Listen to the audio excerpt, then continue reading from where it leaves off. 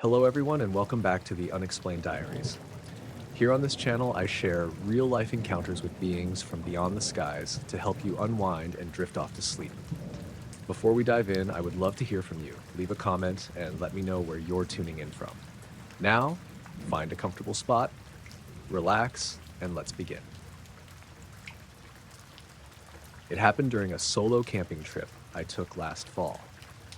I'd gone up to a little clearing I knew about in western Montana, a few miles off the main road, and tucked between two ridges.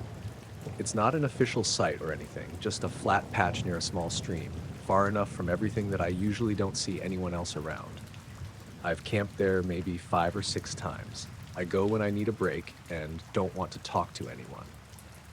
That night, I set up my tent like usual, built a small fire, and ate one of those boil-in-a-bag meals around 8 p.m. It got dark fast, no moon, just stars, and by 9 it was pitch black aside from the fire.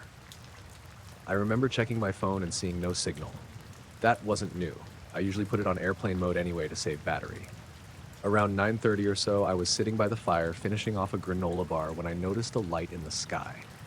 It wasn't super bright, and it didn't move like a plane or satellite. Just a small white dot like a star, except it blinked. At first I figured it was probably a plane, maybe really high up, but I watched it for a while and it wasn't moving. Just sat there above the ridgeline to the east, blinking at regular intervals, maybe once every 2 seconds. I kept watching it because it didn't feel right. It didn't have that red-green pattern you usually see on planes. No movement. Just the same steady blink. I timed it in my head. 1 Mississippi, 2 Mississippi, blink. Always the same. After a few minutes, I pulled out my flashlight and pointed it toward the sky, just kind of messing around. I clicked it once, then twice fast, then 3 slow blinks. It was just something to do. I wasn't expecting anything, but after a few seconds, the light in the sky blinked twice, paused, then blinked 3 times. I sat there, staring at it, not sure I'd really seen what I thought I saw. It was easy to doubt it. Maybe I'd blinked or looked away at the wrong time. But I tried again. This time I did a really weird pattern. 1 long press, then 2 short ones, then another long one. About 5 seconds passed, then the light did the same. 1 long, 2 short, 1 long. I felt this weird pressure in my chest, like something heavy was sitting there. Not panic exactly, but like the air had changed. The woods were quiet. No wind, no bugs, nothing. Just fire crackle and that steady blinking above the trees. I stood up and walked a few feet from the fire, still holding the flashlight. I blinked a new pattern, completely random, and waited. Same response, almost perfect timing. It didn't feel playful or friendly. It felt like something was watching and copying me, but not in a human way. Just exact, robotic, like it was programmed to mirror whatever I did. There wasn't any delay like a person trying to match my signal. It was tight, precise. I tried once more, flashing as fast as I could, like 4 blinks per second, then stopping. I figured no one could keep up with that. 5 seconds later, exact match. Rapid flashes, identical. That's when I turned off the flashlight and backed up toward the fire. I couldn't stop staring at it. I kept waiting for it to move, either toward me or away, but it just stayed there, hovering in the exact same spot, blinking on some kind of delay I seemed to control. After a while, I sat back down and just watched it. I didn't want to signal again. I didn't know what else to do. It stayed put, blinking slow again. Back to the original pattern once every 2 seconds. Like it lost interest, or maybe it was waiting. I tried to go about my night after that. I let the fire burn lower and crawled into my tent. I zipped up everything tight and left the flashlight next to my sleeping bag, just in case. I checked the time, 10:42 p.m. I didn't sleep. I lay there listening to the woods, trying to hear anything moving around, but it was dead silent. I kept thinking about the light, how it had mimicked me, perfectly, like it was trying to let me know it saw me, or that it could do what I did, just better. Around 1 a.m., I got the urge to check again. I unzipped the flap and peeked out. The fire was almost out, just glowing coals, and the sky was still clear. The light was still there. Same spot, same slow blink. That's when I noticed something else. There was a second light now. Smaller, lower in the sky, closer to the treetops. It wasn't blinking at first, just hovering like the first one. I stared at it, and after about 10 seconds, it blinked once. Then again, slowly. not in sync with the original one, but separate. I don't know how long I sat there watching them, maybe half an hour. I started to feel lightheaded, like time was moving differently. It's hard to explain, but it felt like hours and minutes were blending. I'd check my watch, and it would say 5 minutes passed, but it felt like 20. Eventually, I crawled back into my sleeping bag. I turned away from the tent flap and just laid there, eyes open. The blinking kept going. No noise, no other signs of movement. I didn't sleep at all that night. By the time the sun came up, both lights were gone. The sky was empty, just clear blue over the ridge, like nothing had ever been there. I packed up as fast as I could. I didn't eat breakfast, didn't make coffee, just stuffed everything in my pack and hiked out. When I got back to my car, I sat for a while before starting the engine. I kept looking up, half expecting to see that blinking start again, but there was nothing. Later, when I tried telling someone about it, my brother actually, he thought I was messing with him. I showed him my flashlight and told him the exact sequence I used. He laughed and said, maybe it was a drone or a satellite glitch, but I know what I saw. I know how it responded. I know how fast I was clicking that light and how perfectly it copied me. And I know how still the woods were afterward, how it felt like something was waiting just above the trees.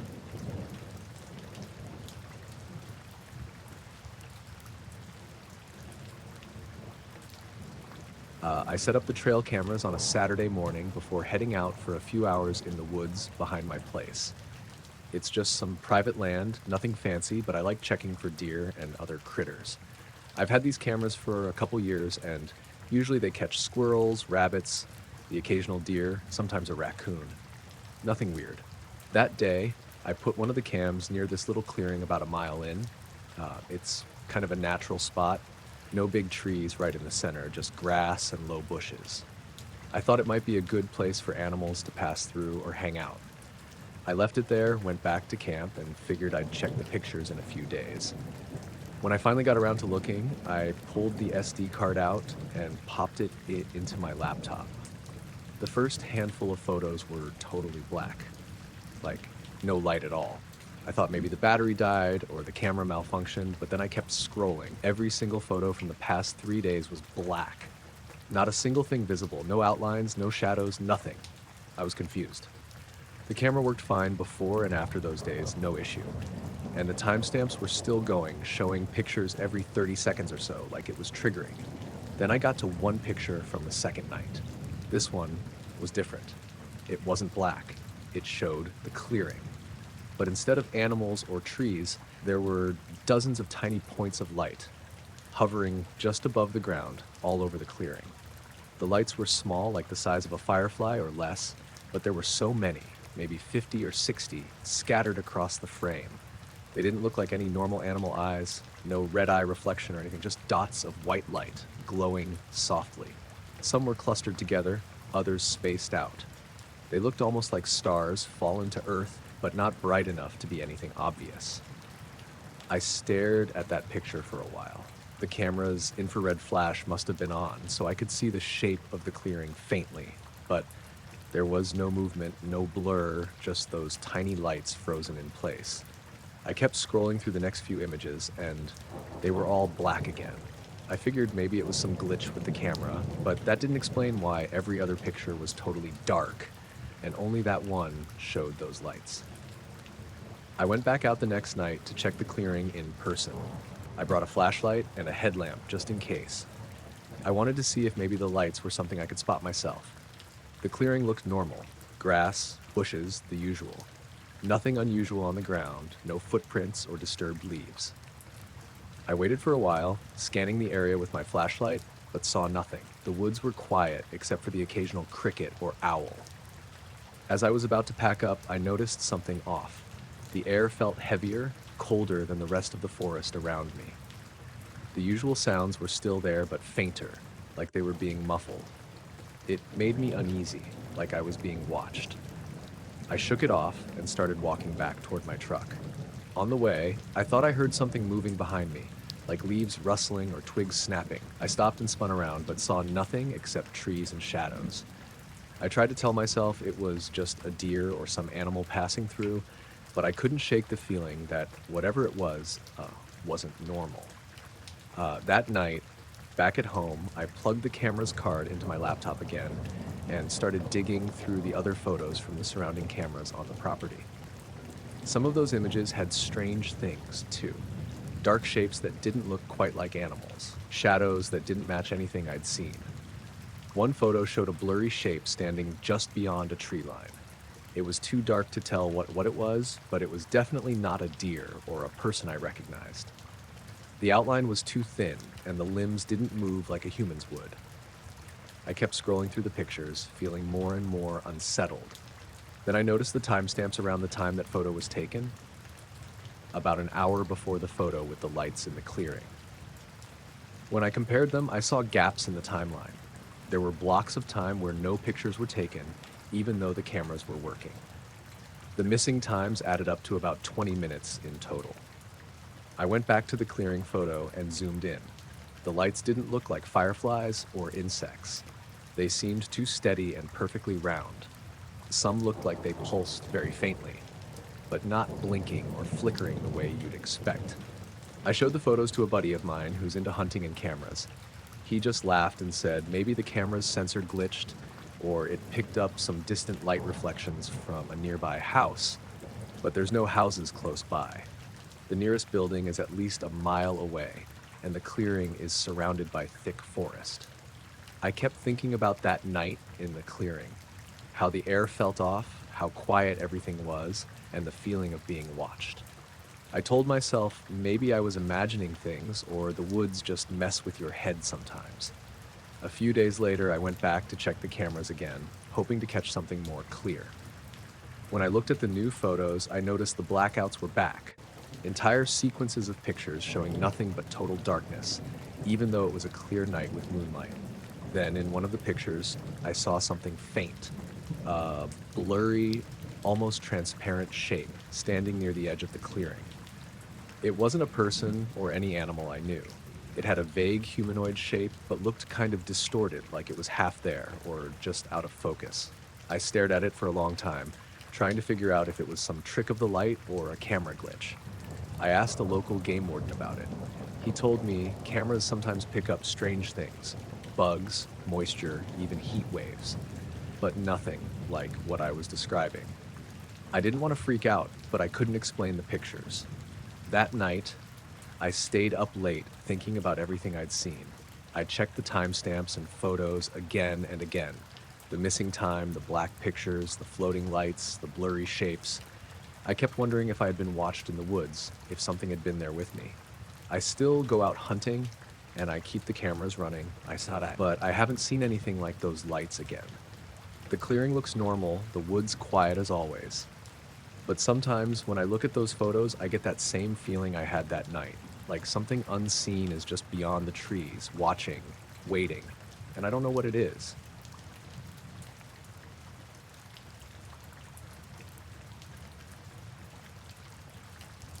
I was parked at one of those big pull-off areas on Route 36, the kind with a few garbage cans, no lights, no bathroom, just gravel and trees. I'd been driving since before sunrise and was somewhere between Wichita and Salina, hauling a load of dry goods. I wasn't behind schedule or anything, but I was hitting that dead stretch of road where the lanes blur together and the noise in the cab starts to feel like it's inside your head. So I pulled over to grab a quick nap. 10 minutes, I told myself, just 10 to clear the fog. I left the engine running for the AC and leaned the seat back. I've done that 100 times, never once had trouble waking up. When I opened my eyes again, I knew something was off. The light had changed. It was darker. Not night, but late evening. Way too late for 10 minutes to have passed. The sky had that sort of dull blue-gray look it gets just before dusk when the sun's behind clouds or haze. I sat up fast and checked the dash clock. Blank. It was just 3 lines. I looked at my phone, thinking maybe I just bumped something on the dash. 6:42 p.m. I had pulled over at 4:10. I was sure of that. I even remembered telling myself, "You've got until 4:20, then you're back on the road." I stared at the screen for a while, not really getting it. It didn't feel like I'd been asleep for 2.5 hours. I wasn't groggy. My leg wasn't stiff. I didn't even have that gross taste in my mouth I usually get when I sleep in the cab. I opened the door and stepped out. The air was cooler than before, and the shadows from the tree line were longer, stretched all the way to the gravel. I walked a little ways around the side of the truck, like I was expecting to find someone else there. Nobody. No other vehicles, no tire tracks, just me and the trees. Something about the quiet didn't sit right. I know that sounds weird. It's Kansas, it's always quiet. But this was too much. Like even the bugs had shut up. No crickets, no wind, just that soft hum from the truck engine.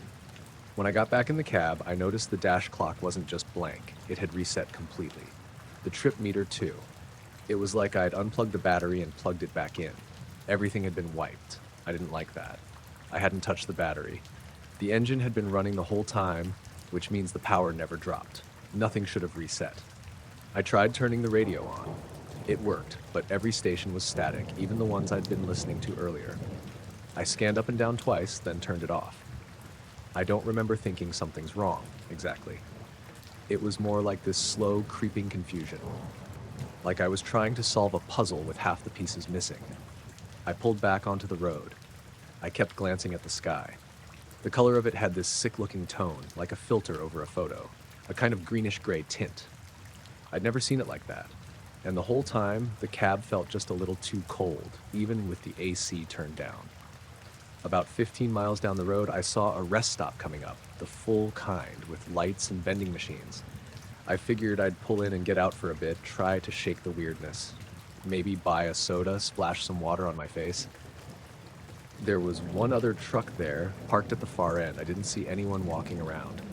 The building lights were on, but the place felt off, like it hadn't been used in a while. There was dust on the vending machine glass, a lot of dust. I went inside the bathroom. The lights were on, flickering a bit. I looked in the mirror and felt this sudden jolt in my chest. Not because I looked different, just the opposite. And I looked exactly the same as I had earlier. Same hair, same shirt crease, same faint red mark on my cheek from where I'd leaned against the seat. It didn't line up with sleeping for over 2 hours. I should have had pillow lines, something. But I looked like I just sat down 10 minutes ago. Back in the cab, I tried calling dispatch, no signal. Tried my wife's number, nothing. Just call failed. I held the phone up, checked the bars, no service, no Wi-Fi. I was only maybe 20 miles from town. That made no sense. I got this feeling then, like I was being watched. Not in a paranoid way. It was more like the thought crept into my head without me thinking it. Like it didn't come from me. I looked out through the windshield, then out the passenger window. The lot was still empty. I started the truck again and drove off. A mile or two later, my phone buzzed and I saw 2 missed calls pop up at once, both from unknown. No voicemails. The clock on the dash blinked back to life while I was driving. 7:04 p.m. I hadn't touched anything. The trip meter was still at 0. I got to Salina around 7:40. I stopped at a gas station with lights and people. I didn't even need gas, I just wanted to see other humans. Hear normal sounds again. It worked, kind of. There were some teenagers hanging out by the pumps, and I bought a candy bar just to do something normal with my hands. I asked the cashier if the power had gone out earlier. She looked at me like I was asking if they sold fish tanks. No, she said. Why? No reason, I said. I slept at the truck stop that night with all the cab lights on. I didn't try to nap like that again the rest of the trip. A week later, I had the truck serviced just to check for any electrical issues. Battery, alternator, fuses, everything was fine. I kept checking the phone's location history for that day, but the map just showed a straight line. No stops, not even the 2-hour one I'd made. Just a clean route from east to west, with nothing marked between 4:10 and 6:42. It's been a few months since then. The dash clock has never reset again. The radio works fine, but I don't pull over on that stretch anymore. Not unless I really have to, and if I do stop, I stay awake.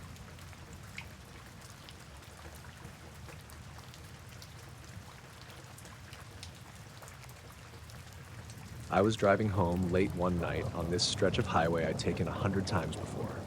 It's a flat road, nothing special, just fields on either side and a clear open sky above. No hills, no cliffs, nothing that would make you think about altitude at all. I had the GPS on my dashboard just out of habit, even though I know the route by heart.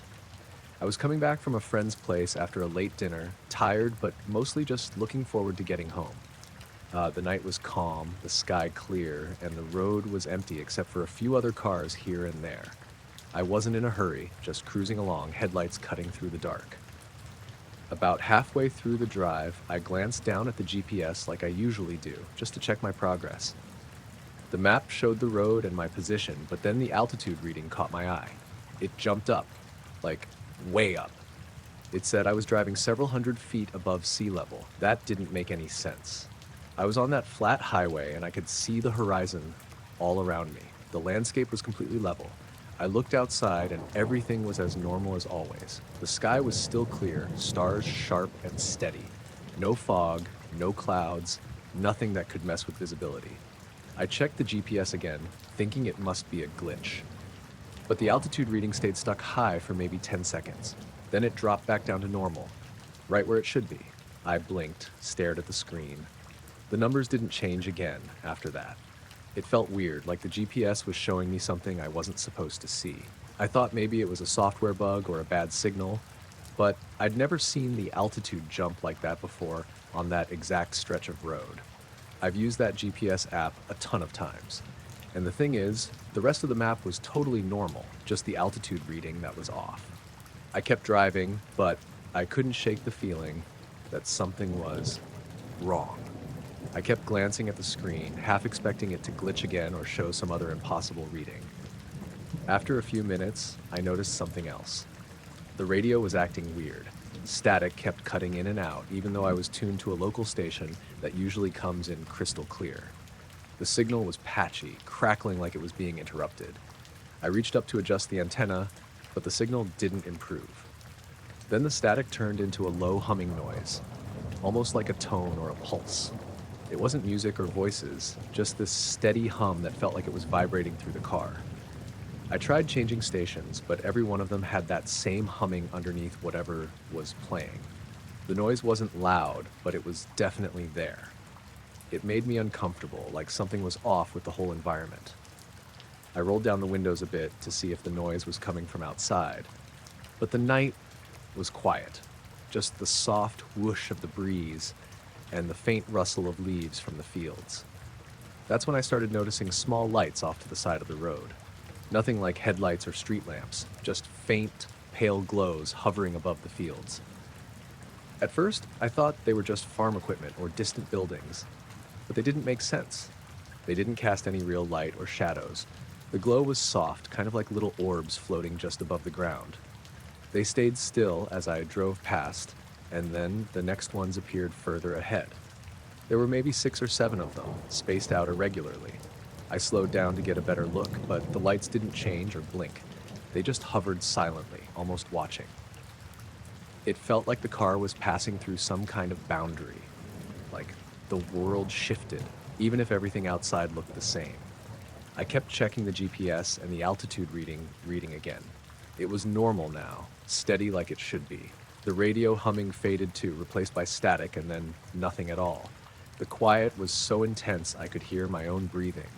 Then, just as suddenly as it started, the strange lights disappeared.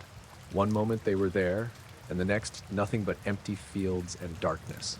The feeling didn't leave me though. I felt like I'd crossed into a place where the normal rules didn't apply. I checked the GPS one last time before pulling off the highway near a gas station. The screen showed the usual flat terrain and normal altitude again. The radio worked fine once I was stationary, no humming or static. But the whole time I was filling my tank, I kept glancing at the sky, half expecting something to show up. I don't know what happened that night. The GPS reading, the weird lights, the strange noise on the radio, it all just felt like pieces of something I couldn't quite understand. When I finally got home, everything was back to normal.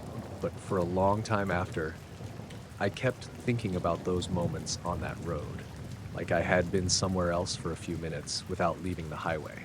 I don't know if anyone else has had something like this happen, but it's stuck with me ever since.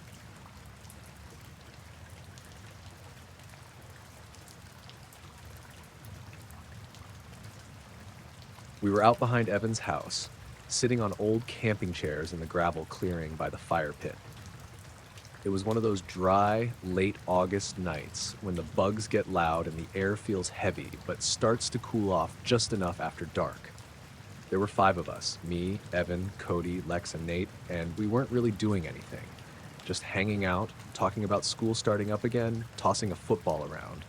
Someone brought a speaker but left it in the car, so it was quiet except for the cicadas and a train in the distance. That clearing was kind of our usual spot. Evan lived at the edge of town, way past the gas station and the rail yard, where the houses started getting farther apart. His backyard backed up to a stretch of woods that ran for a couple miles before hitting farmland. No streetlights, no neighbors nearby. If it was clear out, the stars looked sharper than anywhere else I'd ever been. We were sitting around, eating stale chips, throwing empty cans at a stump. It was probably close to midnight when Lex pointed up and said something like, "That one's moving." At first, I thought in a plane. I looked up and saw what I assumed was a satellite or maybe one of those high-altitude jets. It was a little brighter than the rest, and it was sliding across the sky pretty slowly, going left to right. Nothing weird. We see satellites all the time out there. They move in a straight line, no blinking lights. But then it stopped. Not gradually, not like it slowed down and drifted to a halt. It just stopped, like someone hit pause.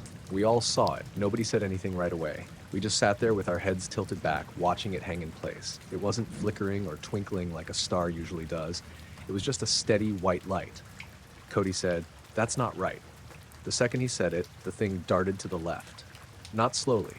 It just zipped maybe an inch across the sky from our point of view and stopped again. It hung there for maybe 2 seconds, then shot diagonally downward, stopped, and zipped back to center.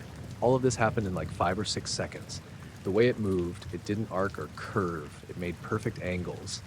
Clean zags, like it was following a grid. I've never seen anything move like that, not even on video. It was totally silent. We stood up. I don't even remember doing it, but suddenly we were all on our feet, squinting up like idiots. Nate kept saying, "What the fuck?" over and over under his breath. Nobody else said a word. Then it shot straight up. I mean, straight up. 1 second it was there, hovering, and the next second it just went vertical and disappeared. Not faded, not shrunk into a dot.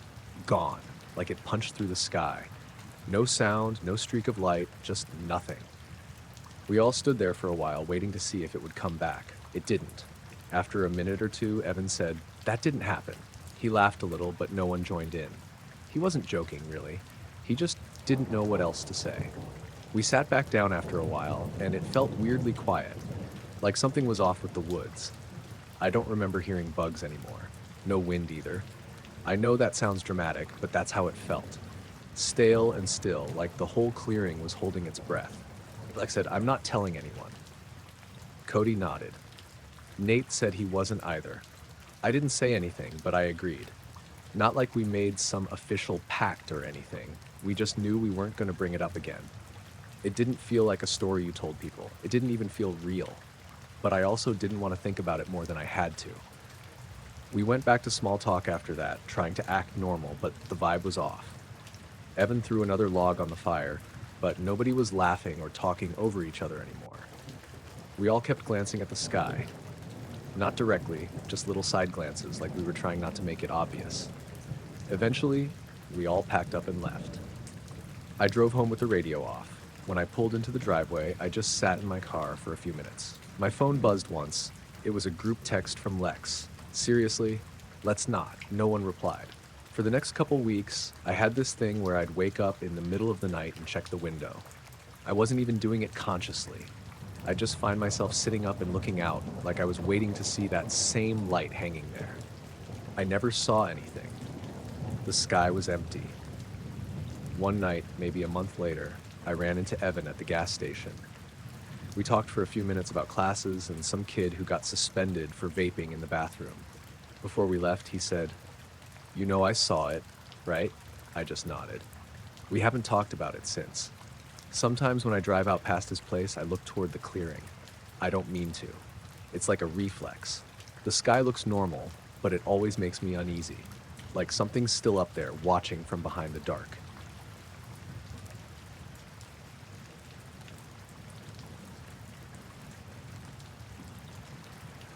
We live way out in the country, on the edge of some woods that stretch for miles. It's the kind of place where you don't see many people, and the night is usually just quiet. Crickets, the wind in the trees, maybe a distant train whistle. Nothing much ever happens out here, so what did happen that night felt all the more strange. It started late in the evening. I was sitting on the porch with my wife and our two kids, just winding down after dinner. The sky was clear, and the stars were out bright. Then my son, who was about 8 at the time, pointed toward the backyard. He said, "Look, Dad, what's that?" I turned to see these lights flickering through the trees just past our back fence. They weren't like fireflies or anything natural. They were too bright and kind of harsh. White and yellow, mostly, but sometimes flashing blue. They moved slowly, like they were shifting between the branches, but not really touching the trees. It wasn't steady light, it was more like the glow was pulsing or flickering on and off. We all stood there, watching, trying to figure out what it was. My wife thought it might be some kind of flashlights from kids playing, but that made no sense. It was almost midnight, and this part of the county doesn't get many visitors, especially that late. Plus, we never heard anyone else out there. The lights stayed visible for a long time, well over an hour. They didn't get closer or farther, just hovered and flickered between the trees. I tried to get a better look, walked closer to the fence, but every time I tried to move toward them, the lights would kind of retreat or vanish behind the branches. They didn't seem to come from anything like a car or a campfire, and there wasn't a sound except the usual night noises. I wanted to call the cops because something about it didn't feel right. It was like someone was out there, but not quite human.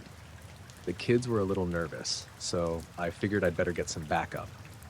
When the police showed up, the lights had stopped completely. The backyard was dark again, just the normal night sounds. The officers walked around, checking the perimeter, and that's when they noticed our back fence gate was open. We hadn't touched it since dinner, and we always keep it closed because of the dogs.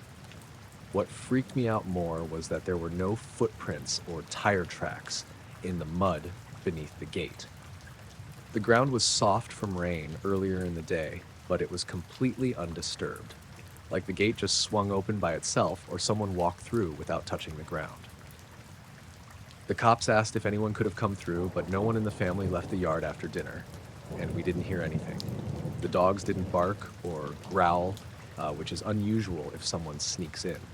We stood outside for a while, all of us just quiet, looking around. The police said they'd keep an eye on the area and drove off, but the feeling of something weird didn't leave me. Later that night, I checked the backyard one last time. The trees were just trees. The fence was closed again, somehow. I didn't remember closing it, but it was latched when I looked.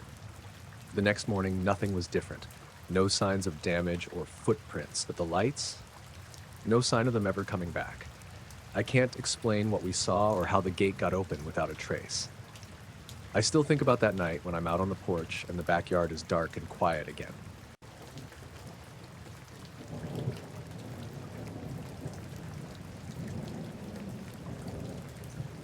I saw it just after 9 at night, standing by the back fence of my uncle's property in Kansas. The house sits on 10 acres of mostly flat land, and there's a hayfield past the tree line that stretches out maybe half a mile before the next property. No streetlights, no nearby neighbors, just a couple floodlights by the barn and whatever stars you get on a clear night. I'd stepped outside for a smoke. My uncle had gone to bed early, and I didn't want to wake him by hanging out in the kitchen, so I wandered out behind the barn with a beer. That part of the fence faces the field directly. No light out there at all, just the occasional glow of a plane way up in the sky. I don't know why I noticed it. It wasn't bright or flashy, just a dark shape above the field, low to the ground, maybe 30 or 40 feet up, and completely still. No blinking lights, no noise. It wasn't moving, just hovering. At first, I thought it might be a weird reflection from the barn light or maybe a trick of my eyes, but I squinted and leaned over the fence and it was there. A huge, dark thing. I could see the shape clearer when I focused, kind of oval, but with hard edges, like a flattened box or a giant boomerang without the curve. It didn't look like anything I'd seen before. No wings, no rotors, nothing keeping it up. I watched it for a while, trying to listen for engine noise, maybe a hum or a drone, but it was dead silent. That's what got me. Even big drones make a buzz. Helicopters shake the air. This thing didn't make a sound. I pulled out my phone to take a video, but when I pointed it toward the field, the screen just showed black. I tried switching to photo mode and snapping a picture, but nothing came out but a grainy mess. I messed with the brightness and focus, but it didn't help. It felt like the phone just refused to work when I aimed it at the thing. I pointed it at the barn lights and it worked fine. I looked up again and it was still there. Not drifting, not blinking, just hanging there like someone pinned a massive shape to the sky. It didn't glow, but the edges caught a faint bit of starlight. It had depth. It was real. I stayed there for maybe 5 minutes, just staring. Then, out of nowhere, it tilted slightly, like one side dipped an inch, and it was gone. No sound, no blur of motion, nothing. It didn't speed off. It just wasn't there anymore. I froze for a second, then walked out into the field. The grass was waist high and wet with dew. I didn't go far, maybe 30 feet past the fence before I stopped. The air smelled weird, sharp and sour, like melted plastic or cleaning chemicals. I covered my nose with my sleeve and looked around, but it was too dark to see much. I turned around and walked back to the house, went straight to the guest room, and sat there for a long time without turning on the light. I kept thinking I must have imagined it. Maybe it was a weird cloud or a shadow. Maybe I dozed off and dreamed it. Around 10, I knocked on my uncle's door and told him I needed him to see something. He's not the kind of guy who takes nonsense lightly, retired army, practical to the bone, but he followed me out with a flashlight anyway. I didn't say what I'd seen, just that something strange was in the field. We climbed over the fence and walked out into the tall grass. I didn't even have to point. After a minute, he said, "What the hell happened out here?" There were wide, shallow impressions in the grass. 3 or 4 areas where the stalks were bent down flat in smooth, curved lines. Not broken or trampled, just pressed down.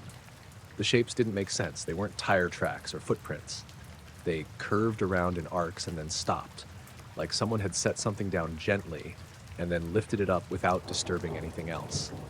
And that chemical smell was still there. Maybe a little fainter, but definitely there. My uncle bent down and sniffed the air above one of the flattened spots. He didn't say anything at first, just stood up and shone his light across the grass slowly. "You see this pattern?" he said. "It's like heat pressed it, but there's no scorch marks." He walked the perimeter for a bit and then looked up at the sky like he was expecting to see something up there. It was empty, just stars. I asked if it could have been a crop duster or a drone. He shook his head and said, "Not this close to the ground, and not without kicking up dirt." We stood out there a while, not talking. I think he was trying to come up with an explanation that didn't sound crazy. Eventually he said, "Let's get inside." Back at the house, he poured 2 whiskeys and said nothing for a long time. Then he told me about a night 20 years ago when he'd seen lights moving in a strange pattern over that same field. Never mentioned it to anyone because there was nothing to prove it. No sound, no trace, just lights moving in ways they shouldn't have. That was it. We didn't go back out again. Next morning I checked the field, and the impressions were still there. The grass looked like it'd been combed down by a giant hand. The smell was gone, completely, like whatever it was had evaporated or blown away. I drove back home that afternoon. About halfway through the drive, I tried looking at the photos on my phone again. The ones I took that night, they were gone. I didn't delete them, but the entire folder was empty. Just said, "No items." Every other photo was there, just not the ones from that night. I showed my uncle the next time I visited. He said he wasn't surprised. We haven't talked about it again since.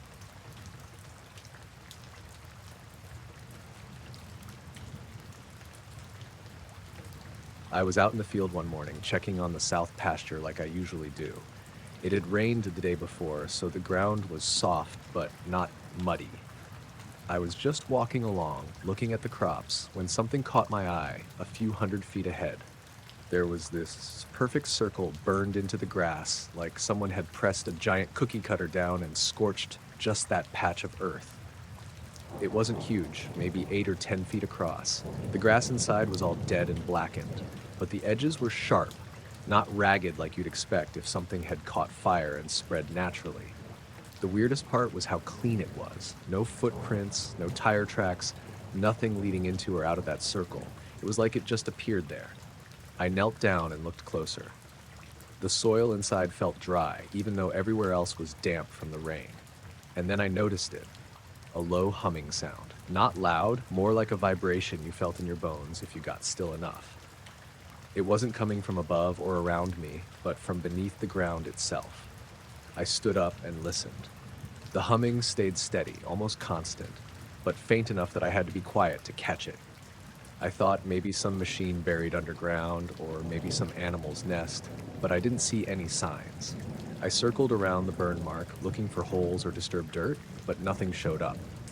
I grabbed my phone and tried to record the sound, but when I played it back, the humming wasn't there. It was like the microphone couldn't pick it up, or maybe it was only audible in person. I wasn't expecting to get much from it anyway, but it felt important somehow. I was about to leave when I noticed something else. The air right above the circle was colder, like a small pocket of chill hanging over the burned patch. I put my hand just above it, and it was definitely cooler than the surrounding air, even though it was a warm morning. I walked back to the house to get my better camera and a couple tools. When I got back, I set up some markers around the circle and took pictures from all angles. I also started digging carefully around the edge, looking for anything buried. I didn't get far before the humming got louder, or at least it felt louder to me. It was like the ground was alive, pulsing softly under my feet. The air got heavy too, like it was harder to breathe. I stopped digging and sat back on my heels. The circle just sat there silent, except for that low hum that didn't quite belong. After a while, I noticed that the grass around the circle wasn't just blackened. It looked faded, like it had lost color, almost as if something was draining it away. I ran my hand over the grass outside the burn and it felt brittle, not soft like usual. I tried calling a couple neighbors to see if anyone else had noticed anything strange. No one had seen the circle or heard any humming. One neighbor joked it was probably a prank, but I didn't buy it.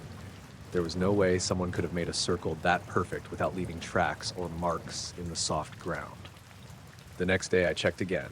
The circle hadn't changed much, but the humming was gone. I felt a little relieved, but also weirdly disappointed. The chill in the air was gone too, and the grass looked less faded. I told my brother about it, and he said it sounded like something out of those stories people tell about strange things happening on farms. I laughed it off, but I kept thinking about that circle and the way it didn't fit with anything normal. Over the next few days, I kept an eye on the field. Nothing else happened. No lights, no sounds, no tracks. The circle stayed the same, like a scar on the earth that wasn't healing. Sometimes when I walk past it, I swear I catch that faint humming again. It's barely there, almost like it's just out of reach, but it makes me stop and listen. I still don't know what it was or how it got there. All I know is that patch of ground feels different, like it's holding on to something and it's not ready to let go.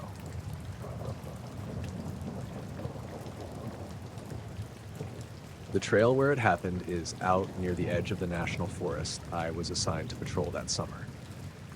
It's not a busy spot, mostly just hikers who know the area well, and even then, it's a quiet path that runs through thick pine and spruce.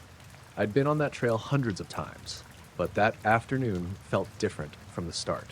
I was doing my usual rounds, checking for fallen branches, signs of erosion, anything that might need fixing or reporting. The air was cool but still for July, and the sun was dipping low behind the trees, casting long shadows across the path. I remember hearing the usual background noise, leaves rustling, distant water from a creek, bugs buzzing, but something about the birds was off. Normally there'd be sparrows or chickadees flitting between branches, their chirping filling the woods, especially in the early evening. But here, near the middle of the trail, the singing just stopped. I thought maybe they'd gone quiet because I was there, but that seemed unlikely. I stood still for a moment, trying to hear anything besides the rustling wind. Nothing. No chirps, no caws, not even a single flutter of wings. Just silence. That was the first weird thing. Then, faintly, I started hearing this tapping sound. It was rhythmic and steady, almost like someone was drumming their fingers on wood, but there was no one else on the trail. The sound didn't seem to be coming from the ground or the trees near me. It echoed from deeper inside the forest, just out of sight beyond the underbrush. I glanced around, expecting to see a woodpecker or maybe some branches knocking together, but the trees looked still. The wind had dropped completely, which made the tapping even more noticeable. It wasn't random or irregular. It was deliberate, slow, and consistent. Tap, tap, tap. Tap, tap, tap. I started walking again, aiming to get through that section faster than usual. The tapping followed me, steady but not getting closer or further away, just keeping pace like a metronome behind the rustling leaves. After a few minutes, I stopped near a small clearing to check the trail markers. The forest around me felt heavy, like the air had weight. No birds, no insects, just that tapping, which now seemed louder, clearer. I crouched down and scanned the area. No footprints or signs of animals, and no visible source of the noise. I called out a few times, thinking maybe someone else was hiking nearby and drumming on a tree as a joke. No answer. The silence in the forest was thick, like it swallowed any sound that wasn't that tapping. The whole scene was unnerving, but not exactly terrifying. More like wrong. I wanted to get out of there fast. When I turned to leave, I noticed the trail looked different. The dirt was packed harder than usual, almost like it had been pressed down by something big. But the weirdest part was there were no footprints at all. Usually, even on quiet trails, you'll see some signs of hikers, bikes, or animals. Here, nothing. No tracks leading into the clearing, no tracks leaving. I checked the surrounding ground carefully. No disturbed leaves, no broken twigs, no flattened grass. It was as if whatever made the tapping was moving without touching the forest floor. That thought stuck with me as I hurried back down the path. The tapping stayed behind me the whole time, steady and clear. But when I stopped to look back, there was no sign of anything, just dense trees and shadows. By the time I got back to the ranger station, my skin felt tight, like I'd been holding my breath without realizing it. I told my partner about the silence and the tapping, but he just shrugged and said, maybe it was some kind of animal behavior I hadn't seen before, or just my imagination. That night, I tried to go to sleep, but the tapping kept running through my head. When I closed my eyes, I could almost hear it tapping somewhere far away, echoing through the dark. I went back to that trail the next day, hoping to find an explanation, but the section was normal. Birds singing, bugs buzzing, the usual sounds of the forest. No silence, no tapping, no strange, hard-packed dirt without tracks. I don't know what I heard or saw that day, but I've never come across anything like it since. It wasn't a dream or a trick of the light. Something was there. Quiet and steady just beyond sight, and it wasn't supposed to be.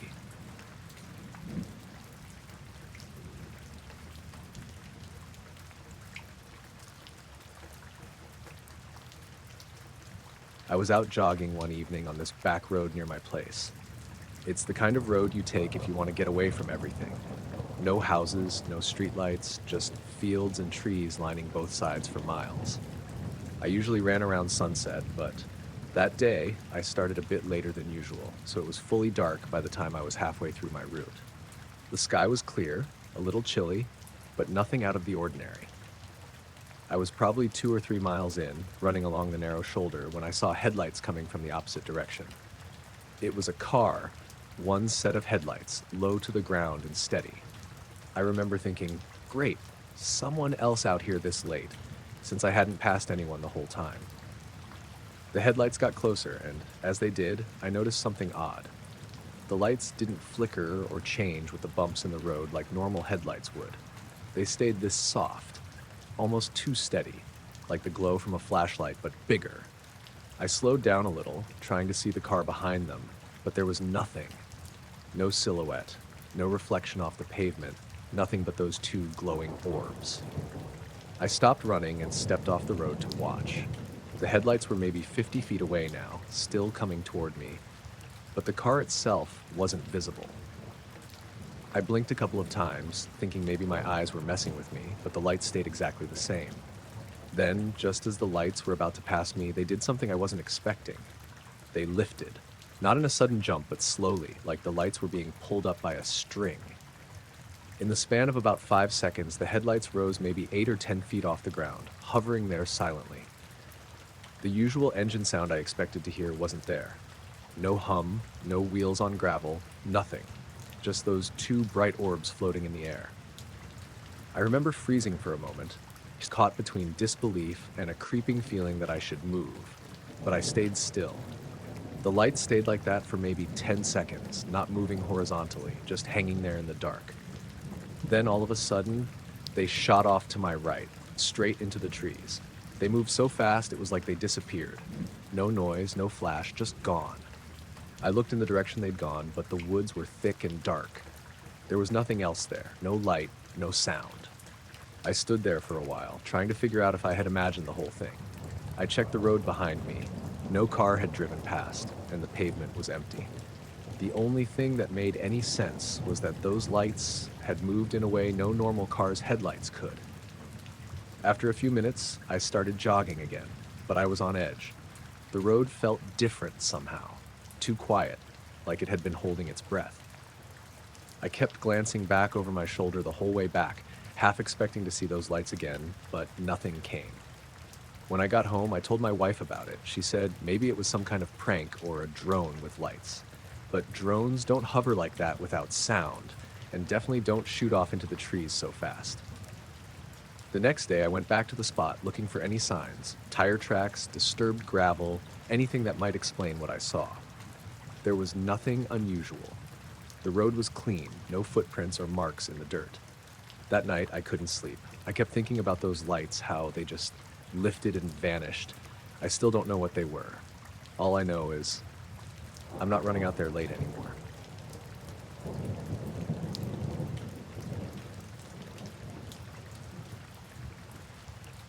I was flying my drone over the field behind our house when the signal cut out. That's really all it started with. We live in a rural part of Missouri. Lots of open land, long stretches of nothing but grass and woods. Our house backs up to an old pasture that hasn't been used for anything in years. It's not fenced in or anything, so I fly my drone back there sometimes just to kill time. It's a DJI Mini, nothing fancy, but it gets decent range and video. That afternoon I was messing around, trying to get a clean shot of the creek that runs along the far tree line. I'd done it before, maybe half a dozen times, but I was bored and the sky was clear. I'd flown it out maybe 600 or 700 feet. Not pushing the limit, just doing some slow passes over the tall grass. Right as I crested the top of the hill near the back edge of the property, the feed glitched. Just a quick stutter, then static. The screen went gray and then froze entirely. I watched the signal bar drop to 0, and then the app said, "Aircraft disconnected." I'd seen that once before when I pushed it too far behind a grain silo, but this was weird. I was within line of sight the whole time. I tried climbing onto the back porch railing to regain connection. Nothing. I hit return to home just in case, but the GPS was already out. After maybe 30 seconds of nothing, I pulled up the last GPS ping on the map and saw it had dropped right near the tree line. Not in the woods, but close. I figured it was either hovering or auto-landing somewhere around there, depending on how confused it was. So I grabbed my bike and rode out. It's maybe a 10-minute ride across the pasture if the grass isn't too high. The whole time I was expecting to hear the drone buzzing nearby or see the lights blinking through the trees. But when I got to the spot, it was quiet, no sound at all, not even birds. I found it lying on its side in the grass, about 10 feet from the trees. It wasn't broken, just looked like it had dropped flat, maybe a few feet.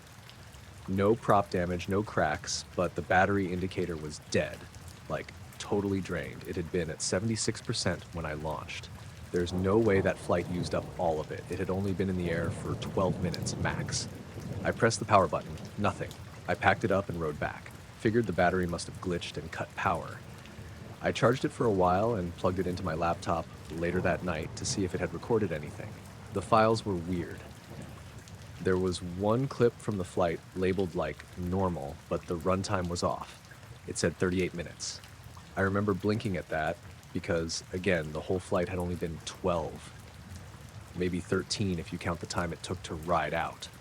I clicked play. It started like normal. Me launching from the back deck, flying over the pasture, doing a slow left pan near the creek.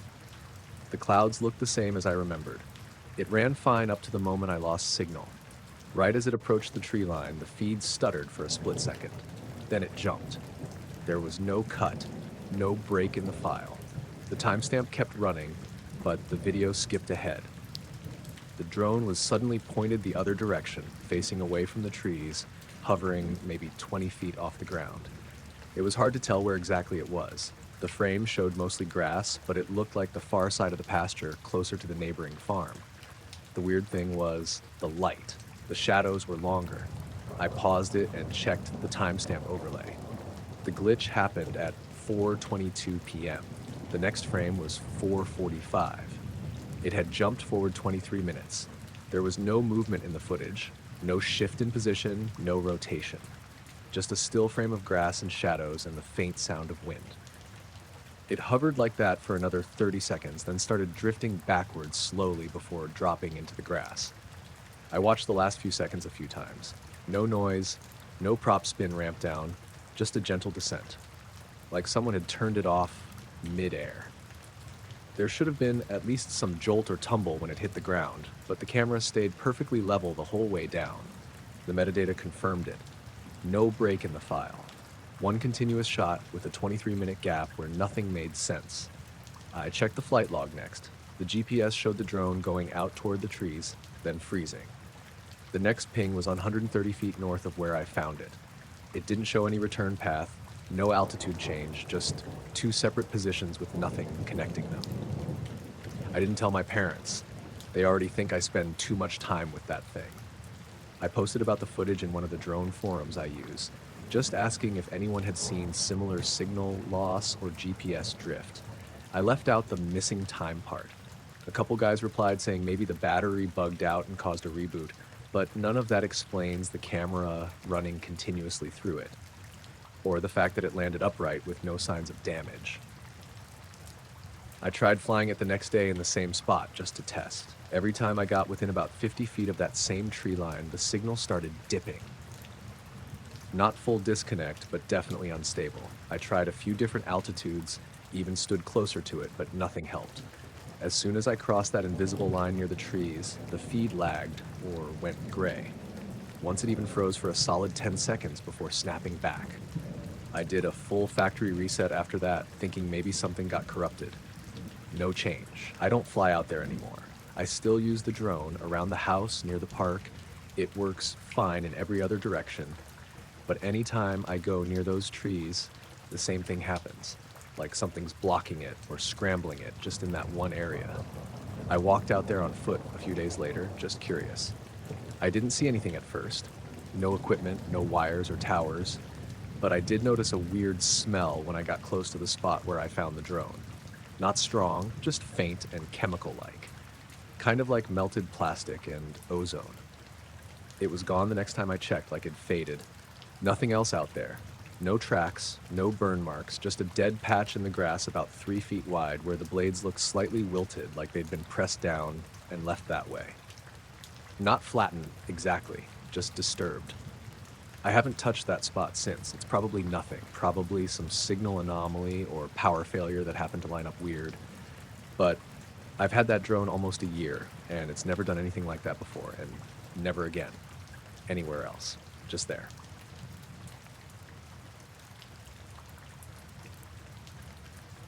I was about 20 minutes into our usual loop when it happened.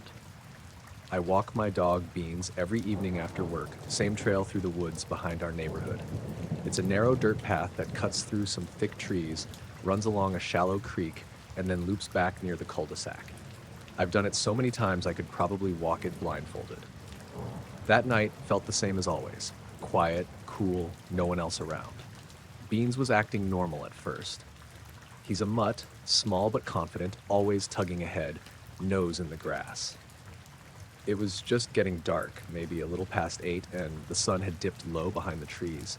I wasn't using a flashlight yet, just relying on the fading light. I had one earbud in, half listening to a podcast. We'd made it to the stretch near the creek when Beans stopped. Just froze in place. His ears were up, tail stiff, head tilted slightly toward the trees on the left.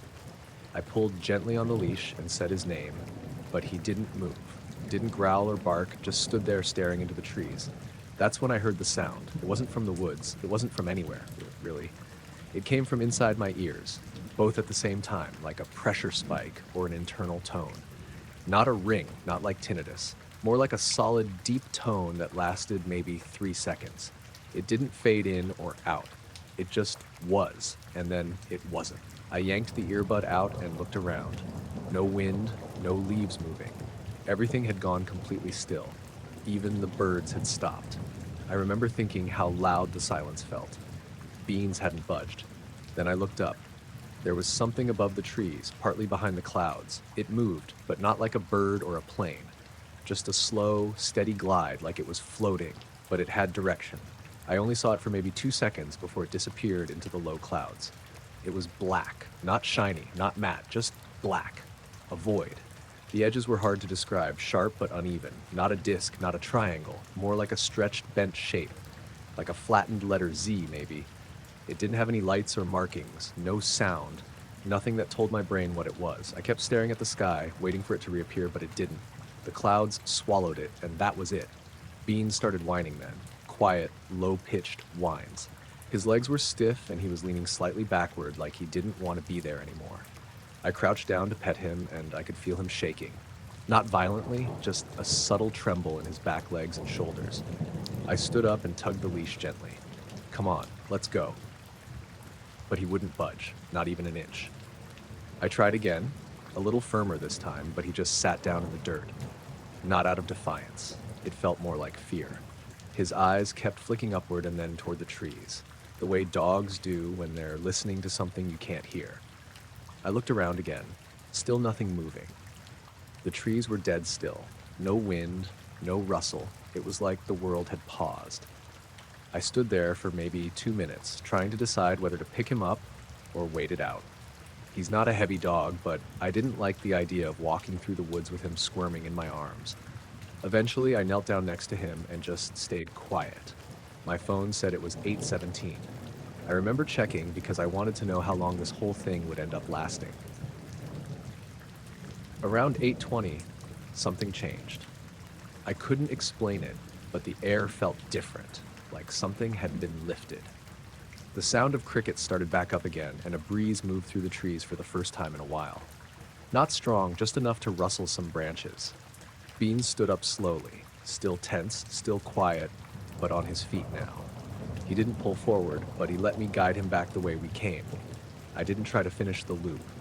We went straight home, taking the path with the least tree cover. Back at the house, he went straight under the dining table and stayed there for over an hour.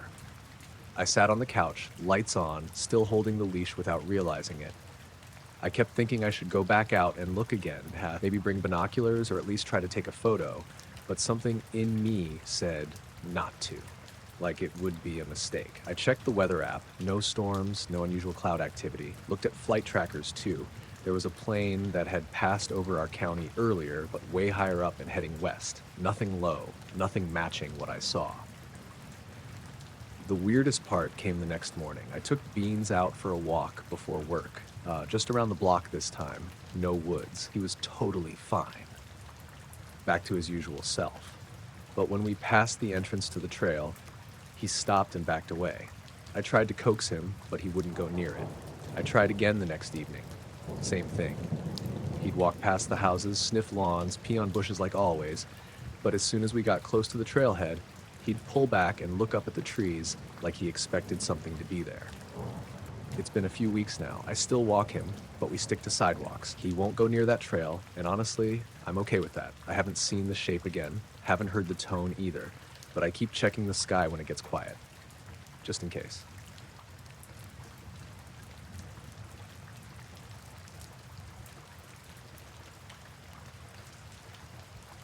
I started the night shift at the old warehouse 2 weeks ago.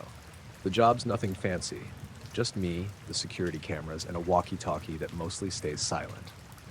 The building's on the edge of town, surrounded by a big asphalt parking lot with faded lines and a chain-link fence. After dark, it gets real quiet. I mean, almost too quiet. The first few nights were normal. I'd do my rounds every hour, check the doors, glance at the monitors, make sure no one was sneaking around. Then around the fifth night, I noticed it. There was this little red light hovering in the air near the far corner of the lot. It wasn't like a street light or a car. It just bobbed slowly, kind of like one of those glow sticks tied to a balloon. It wasn't bright, more like a soft pulse, just enough to catch your eye if you weren't looking right at it. The first time I saw it, I was walking from the east side over to the west gate. I stopped dead when I caught that red glow out of the corner of my eye. I turned fully to look, but it was gone. I thought maybe it was a reflection from a distant car's taillight or a bug's eyes, but the lot was empty. No cars, no people, nothing. I kept checking. Every hour on the dot, there it was again. That same little red light, just bobbing gently, almost floating. It stayed in about the same spot every time, a few feet above the ground near the fence line. What got me was that it never cast a reflection on the pavement. I'd shine my flashlight toward it once, just to see what was there. But nothing showed up. The light was just there, but it didn't touch anything else. No glow on the fence posts, no red spot on the ground, no light on the side of the building. It was like it existed only in the air. One night, I decided to walk over to it. I figured maybe it was some kid's prank, a tiny drone with a light or something. I moved slow, trying not to spook whatever it was. When I got within 20 feet, it vanished, just blinked out. I circled around, shining my flashlight everywhere.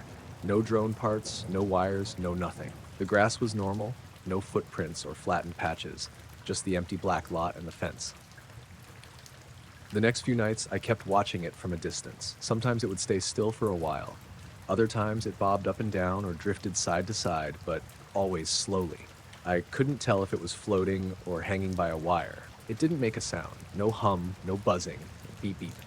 Just that tiny red pulse. One night around 3 a.m., I saw something else. The light blinked on, and I swear it looked like it was moving toward the building. It drifted along the fence, getting closer to the door where I usually start my rounds. I felt this knot in my stomach like something was wrong, but I told myself it was just a bug or maybe a light on some distant tree. When it got near the door, the light blinked faster for a moment, then zipped up into the sky in a straight line.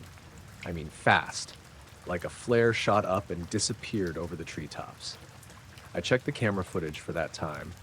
The monitors just showed a dark, empty lot. No light, no movement near the fence. I rewound the feed a few times, but it never showed the light. I started keeping notes on the times I saw the light. It always showed up about the same time, around 1:30 to 4 a.m.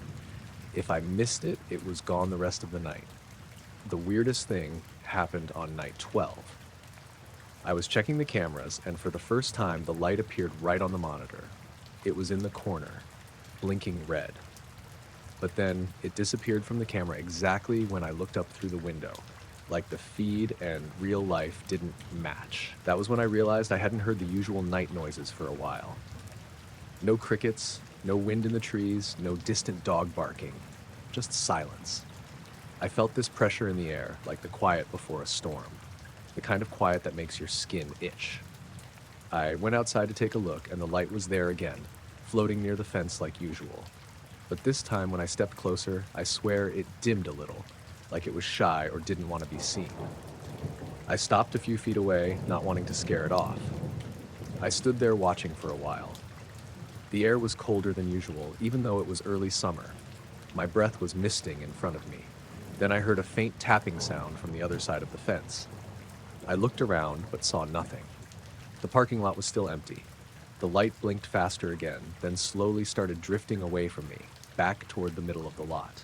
I didn't follow. I just watched it float, getting smaller and dimmer until it vanished completely. That night, on my way home, I kept glancing in the rearview mirror. I thought maybe someone was watching me, following me. But every time I looked, the road was empty. I got home just before dawn and tried to shake off the weird feeling. The next day, I told my buddy about the light. He laughed it off and said maybe it was a drone or a reflection from some power line. But I knew what I saw. The last few nights, the light hasn't shown up. The lot feels normal again, the bugs are back, the hum of distant traffic and crickets. I don't know what that red light was or why it disappeared. I don't even know if it was really there or just something my mind played on me. All I know is, for those 2 weeks, every night at work, something was watching me from the dark.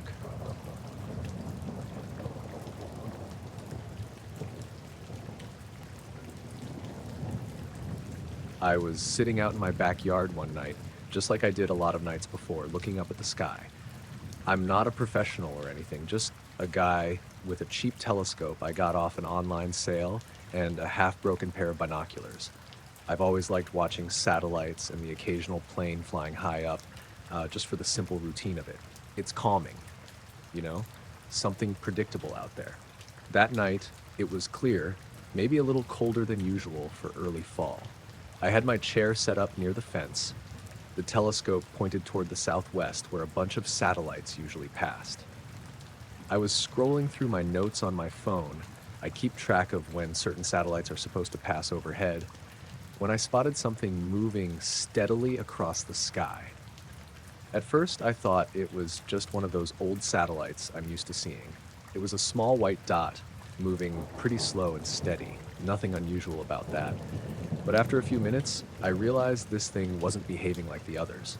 Usually, satellites move in a straight line, pretty predictable. This one slowed down more than just drifting or fading out. It actually stopped, like stopped dead in the sky. I blinked a few times, double-checked my telescope's focus, and it was still there, just hanging in one spot. Then it did something else that threw me off. It shifted direction, just a tiny bit at first, like a slow curve, and then it suddenly picked up speed in a way that made my jaw drop. It accelerated faster than anything I'd ever seen. It was like it went from 0 to God knows how fast in a split second, darting off the way no satellite or plane could. I tried to track it, but my cheap setup couldn't keep up. I lost sight of it almost immediately. For a moment, I just sat there, stunned. I kept looking at the spot where it had disappeared, but the sky was empty again, just stars twinkling normally. That's when I noticed something weird about the whole night. The stars looked off, like they were dimmer than usual. It wasn't clouds or anything like that. The sky was clear, but the stars didn't seem as bright as they should be. I checked the time on my phone and realized it was almost an hour later than I thought. That confused me because I swear I had only been watching for maybe 20 minutes. My phone's clock was correct. I double-checked it. I started packing up my gear, feeling a little unsettled. But then, out of the corner of my eye, I saw a faint red glow near the edge of my yard.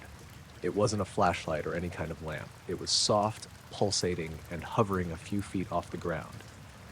I blinked, thinking maybe it was some firefly or a reflection from my neighbor's porch light, but there was no porch light on that side. The red glow didn't move like an insect either. It just hovered there, pulsing steadily. I called out to see if anyone was out there, but no answer. After a few seconds, the light vanished, like it was never there. I didn't sleep well that night. The next day, I checked the news and online forums, expecting maybe someone else had spotted the same thing. Nothing. No reports of any strange lights or satellites going off course. I went back out a few nights later with a friend who's into astronomy more seriously than me. I told him what I saw. He looked at me like I was crazy, but we set up our scopes and cameras anyway. Nothing weird happened that night. Just normal satellites and planes. But when I looked back at my photos from the first night, I noticed something odd. A few of the shots taken right after the object stopped in the sky had strange lines or shadows I couldn't explain. They weren't from the telescope or camera. I checked the gear afterward. I still don't know what I saw that night. I've tried to write it off as a satellite glitch or some kind of light reflection. But that thing stopping and then shooting off like that, it didn't match anything I know about. Sometimes, when I'm outside late, I catch myself staring up, half expecting to see it again. I don't think it was a plane or a drone. It moved too fast, too precisely. And that red light near my yard, that was the weirdest part. It felt like something was watching me or maybe trying to get my attention. But I don't know why. I'm still keeping an eye on the sky though, just in case.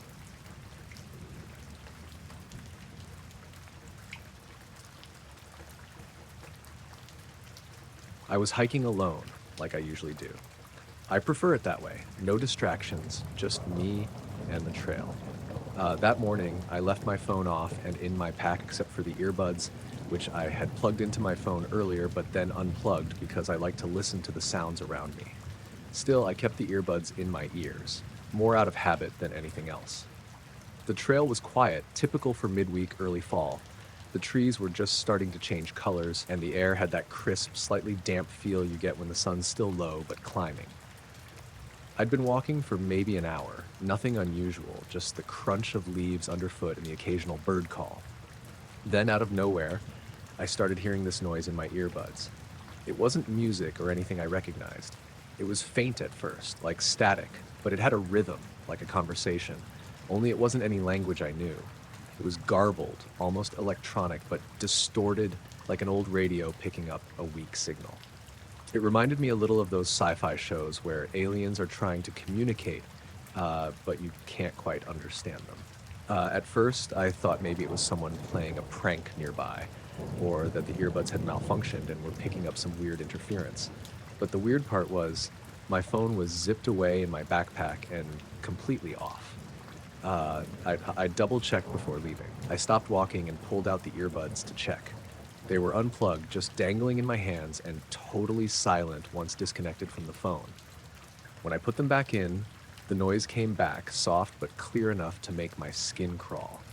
I figured maybe I was just tired or imagining it, so I kept walking. But the noise stayed, low, rhythmic, like voices talking back and forth. Not human voices, though. I swear it was something else. It didn't make sense, but it was definitely there. I glanced behind me, expecting to see another hiker or someone messing around, but the trail was empty. No one.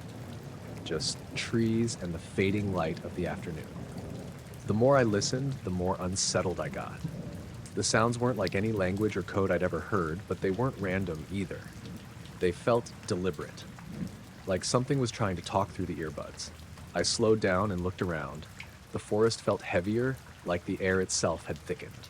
I realized I was holding my breath without thinking about it.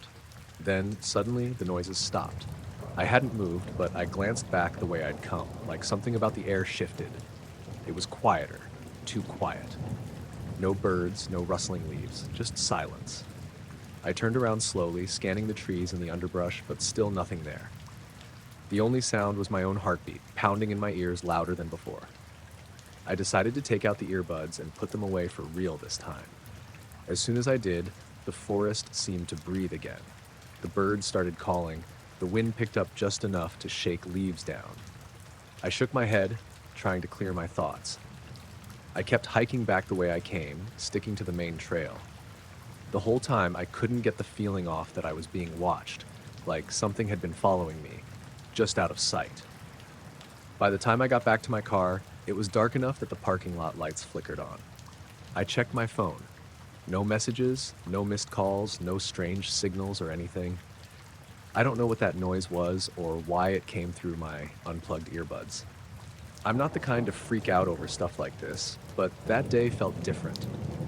Like something was there, just beyond the edge of what I could see or hear, trying to make contact without really showing itself. I'm not sure I want to go back to that trail alone again, so...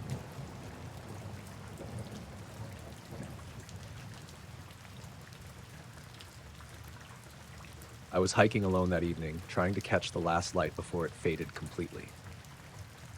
The trail was one I'd walked a few times before, nothing fancy. Just a dirt path winding through some scattered trees and brush. I wasn't expecting anything out of the ordinary, just wanted to clear my head after a long day. As the sun dipped lower, I noticed my shadow stretching out ahead of me on the ground, but something was off. Normally, when the sun sets behind me, my shadow falls in front, angled the way you'd expect. This time, it stretched almost straight down the trail, like it was lit from directly above or from a direction I couldn't see. I stopped and looked around. The sky was clear, the sun was definitely low behind me, and there were no other light sources. It made no sense. I turned back, looking where the sun should be, and then down at my feet. My shadow stayed stubbornly pointed in the wrong direction. I figured maybe I was just tired, or my eyes were playing tricks. So I took a few steps, watching carefully. The shadow moved with me, but stayed pointed the wrong way. I turned in a full circle, scanning the area. No streetlights, no moon yet, nothing but the fading sunlight. I took out my phone to check the time and light conditions.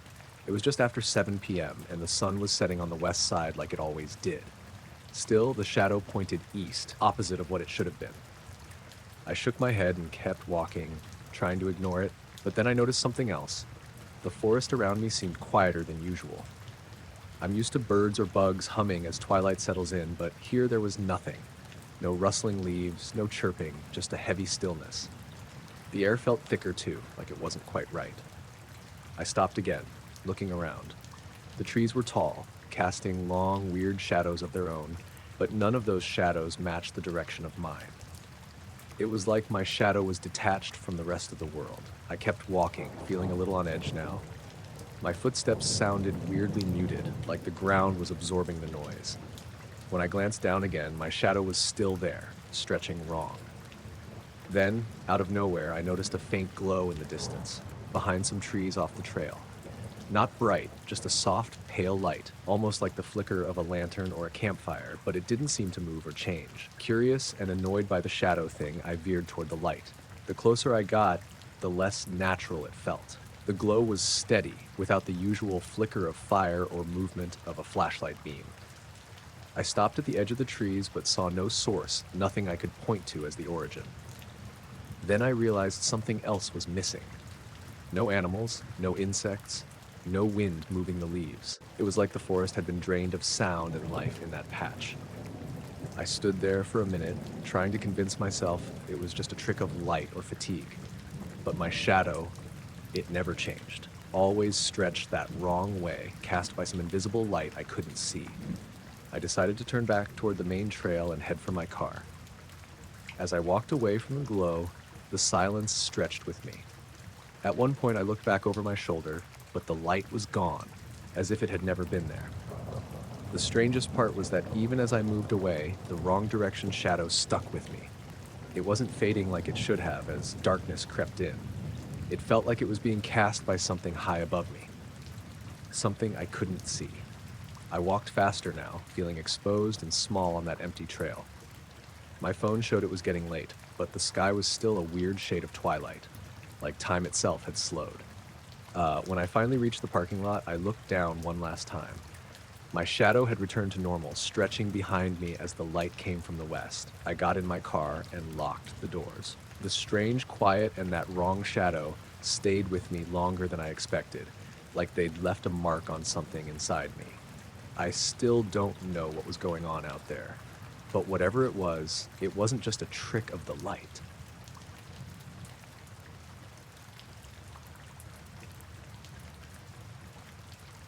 I was flying a late-night cargo run, just me and the plane slicing through a mostly clear sky. Nothing unusual at first. Routine flight, steady course, about 35,000 feet. The kind of flight you do on autopilot and let your mind wander, thinking about whatever's waiting for you on the ground. A little past midnight, I noticed something out the corner of my eye. A soft glow that wasn't part of the usual instruments or the lights on the wing. I looked out the window and saw this orb. It wasn't huge, maybe the size of a basketball, and it hovered off to the starboard side, just a few hundred yards away. The weird thing was, it glowed. Not like the city lights far below, but this clear, steady light, almost too perfect to be natural. At first, I thought maybe it was another plane's landing light or some reflection, but there was no traffic in the area. I checked the radar, nothing but empty airspace around me. The orb didn't have blinking lights or any shape like a normal aircraft, just this calm, glowing sphere. I kept watching it. It stayed at my altitude and pace, roughly matching my speed. I figured maybe some kind of drone or experimental craft. I'm not a military guy, but I've heard about those tests. Still, it made no sound, no signal on any comm frequency, nothing on the radar. Just the orb, glowing steadily, moving with me. After a while, it started to shift. It didn't move like an aircraft. No banking, no wings, no exhaust. Instead, it slipped smoothly side to side, sometimes darting forward or backward in ways that didn't make sense aerodynamically. Every time I glanced back, it was there, keeping pace, but always just out of direct sight if I wasn't paying attention. I called into the nearest control center, told them I had an unidentified object following me. They asked for my position and heading, but they sounded confused. The controllers said there was no traffic near my flight path, no reports of any unknown craft. That was odd, but I kept flying, hoping it was some harmless test or maybe a pilot messing with me. I even tried maneuvering, climbed a few thousand feet, then dropped, turned left and right. The orb adjusted instantly, as if it knew what I was doing before I did it. At some point, it felt like I was being watched, not just by the orb, but like someone else was somewhere close. I couldn't shake that feeling, that weird tension. The silence inside the cockpit was heavier. The usual hum of the engines was there, but everything else just felt off.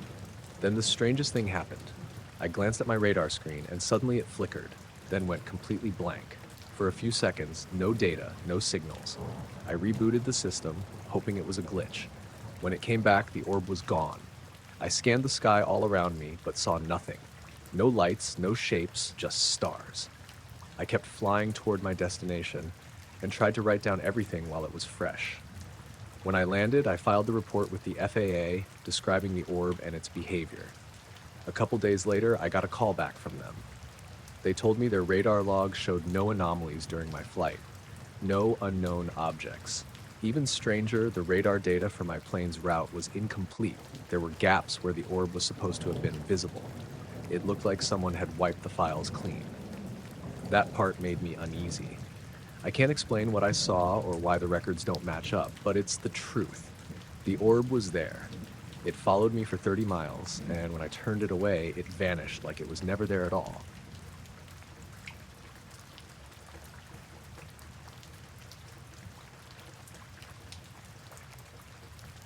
My son and I were out in the backyard like we'd done 100 times before, just the two of us, staring up at the night sky. He's into all that space stuff, so we kept a couple of lawn chairs near the big telescope my dad gave him last Christmas. It was late summer, and the sky was clear, the kind of dark that makes the stars pop. I don't remember why we hadn't gone inside earlier, but we stayed out there, quiet, just looking. I was sitting next to him, pointing out some constellations I learned as a kid, trying to keep the conversation going.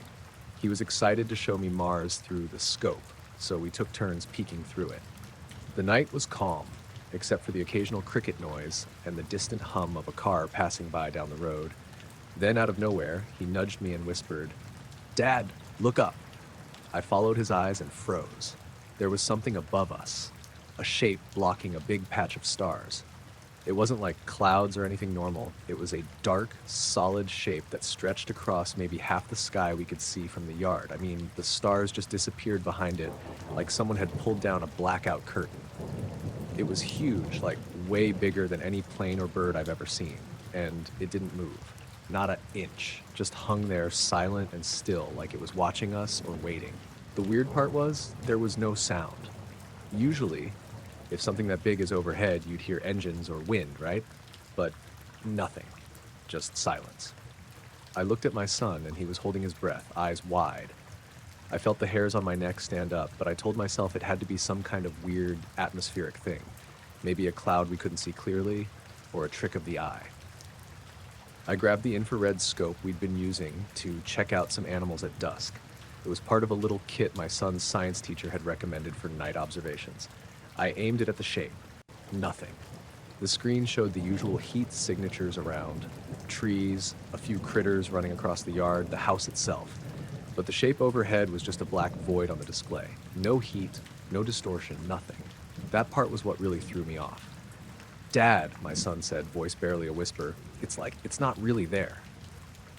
"I don't know," I replied. "But I want to find out." We sat still for what felt like forever, eyes glued up at the shape. It didn't flicker or change. Stars just vanished behind it. No movement, no sound, no heat. It was like something was there, but also wasn't. After a while, I thought maybe we should call my wife in to see it. But I hesitated. What would I even say? That there was some giant, silent shadow blocking the stars? That felt ridiculous. Instead, I reached for my phone to check the weather radar or any alerts for strange aerial activity. Nothing. No planes, no helicopters, no weather balloons, no storms. The shape stayed. The night air grew cooler, and the usual nighttime sounds started coming back. Frogs croaking, leaves rustling in the slight breeze. but the shape just hung there, still blocking the stars. I looked back through the telescope again, hoping to see something at its edges, some clue, but all I got was blackness. At one point, my son whispered, "It's like it's watching us." I nodded. I had the same feeling, but I didn't want to say it out loud. It felt too strange. We stayed out there maybe another half hour. Then slowly the shape began to shrink, not like it was moving away, just fading out of sight like someone turned off a projector. The stars reappeared, scattered across the sky exactly where they'd been before. I packed up the telescope quietly. My son was still staring up, and I could tell he was processing the whole thing in his own way. I didn't want to freak him out, so I just told him we'd done enough for the night. Uh, Inside, the house felt different, too loud almost, like a bubble popped. I checked the scope and phone again. Nothing weird showed up. The logs were clean. No strange signals, no strange lights reported around town or on any tracking sites. I asked my son if he'd remember what we saw. He said yeah, but mostly it felt like a dream. It's been weeks since then. We've gone back out a few times, but that shape never returned. The backyard is just a backyard again, with stars shining as usual. But sometimes when I'm outside alone at night, I still look up, half expecting to see that black patch cutting the stars. I don't know what it was. I don't even know if I want to. It was there, and it wasn't, blocking the sky but leaving no heat, no sound, nothing normal at all. And that's the part I can't shake.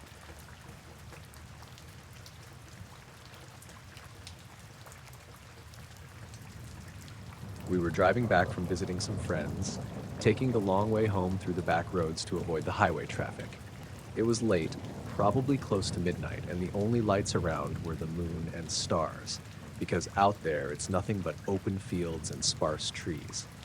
My wife was in the passenger seat, scrolling through her phone, and I was just focused on the road, listening to the radio softly playing some old songs. We were on this narrow stretch of road, maybe a couple miles without a single turn or any other cars. I glanced up and noticed the stars were unusually bright, clear night, no clouds at all. That's when I saw it out of the corner of my eye. The stars just blinked out, one patch at a time, like someone was shading them with their hand. I told my wife, "Hey, look at that," and she looked up too. But then everything in the car went dead at the same time. The radio shut off. The dashboard lights faded to black. Even the little clock on the dash disappeared. The headlights dimmed a bit, but didn't go out completely. The only light was the moon and what little we could see outside. I slowed down and eased the car to the side of the road. The engine was still running fine, but nothing electrical worked. No lights inside, no gauges, nothing. It was weird, but not exactly terrifying yet. We both looked up, and that's when we saw it. There was something enormous passing right over us, completely silent. It blocked out the stars in this huge, perfect shape, like a giant shadow that stretched across the entire sky above the road. The edges were too smooth and straight to be clouds or trees. It wasn't moving like anything we'd ever seen before, more like it was hovering and slowly drifting past. I tried to turn on the headlights fully, but the switch didn't do anything. The car was dead, except for the engine running. My wife was holding my hand tight, and we both just stared up, frozen. The shape stayed overhead for what felt like a long time, maybe a minute or two, and then it slowly moved on, drifting off toward the horizon. Right after it passed, all the electronics came back on as if nothing had happened. The radio kicked back in with static, the dashboard lit up, and the headlights went full again. I started the car back up and kept driving, but neither of us said much. We hit a small town about 20 minutes later, and I stopped at a gas station to check the car. Everything seemed normal, no warning lights or anything strange. My wife tried calling someone, and her phone had full bars again. That night, we drove the rest of the way home in silence. We never figured out what we saw or why the car's electronics shut off exactly when that shape passed overhead. It was like something was there but didn't want us to notice, or maybe didn't want us to keep watching. I still think about it when I'm out driving at night, looking up at the stars and wondering if it could happen again.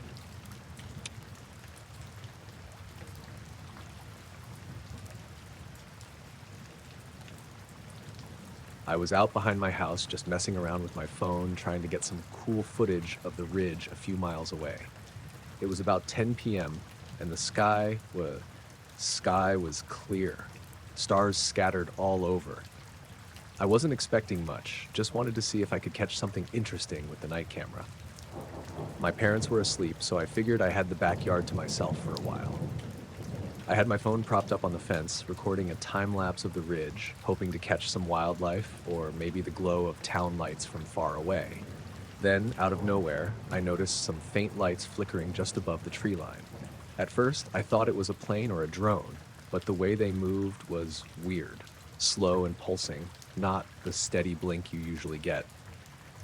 They weren't moving like anything I'd ever seen, almost like a group of small orbs, but they stayed clustered, shifting in brightness. I zoomed in with the camera and started recording. The lights seemed to pulse in a rhythm, almost like a heartbeat. There wasn't any noise, just that weird, soft glow. I kept the video running for maybe 5 or 6 minutes. I wasn't scared, but I was definitely curious. I even texted my friend, telling him about it, but he was asleep already. After a while, the lights started to fade and then disappeared completely. I packed up and went inside to charge my phone. The next morning, I wanted to show my parents the video, but when I checked my gallery, the footage was gone. Not just missing. My whole phone had been reset. All my apps, contacts, pictures, everything wiped like it was brand new. There was no sign of the video anywhere. I don't know how that happened. I didn't drop the phone and I didn't do anything to reset it. I kept the phone on me all night. The weirdest part? The timestamp on the phone showed that the reset happened right around when I stopped recording. I tried to find some explanation online, but everything I read was about glitches or viruses, which made no sense because I never downloaded anything sketchy. Plus, the phone's battery was almost full when I started recording, and it didn't suddenly die or anything. Since then, I've checked that ridge every night from the backyard, but I haven't seen those lights again. Sometimes I wonder if I dreamed the whole thing or if my phone just messed up in a way I don't understand. Either way, I keep thinking about those pulsing lights and how they just vanished, taking the video with them.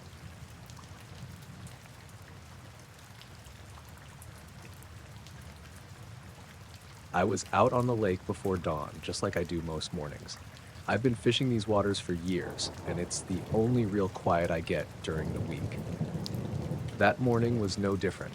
I launched the boat when it was still dark, the sky just barely lightening with the first hint of blue. I dropped my anchor in my usual spot, a little cove near some old submerged rocks I know well.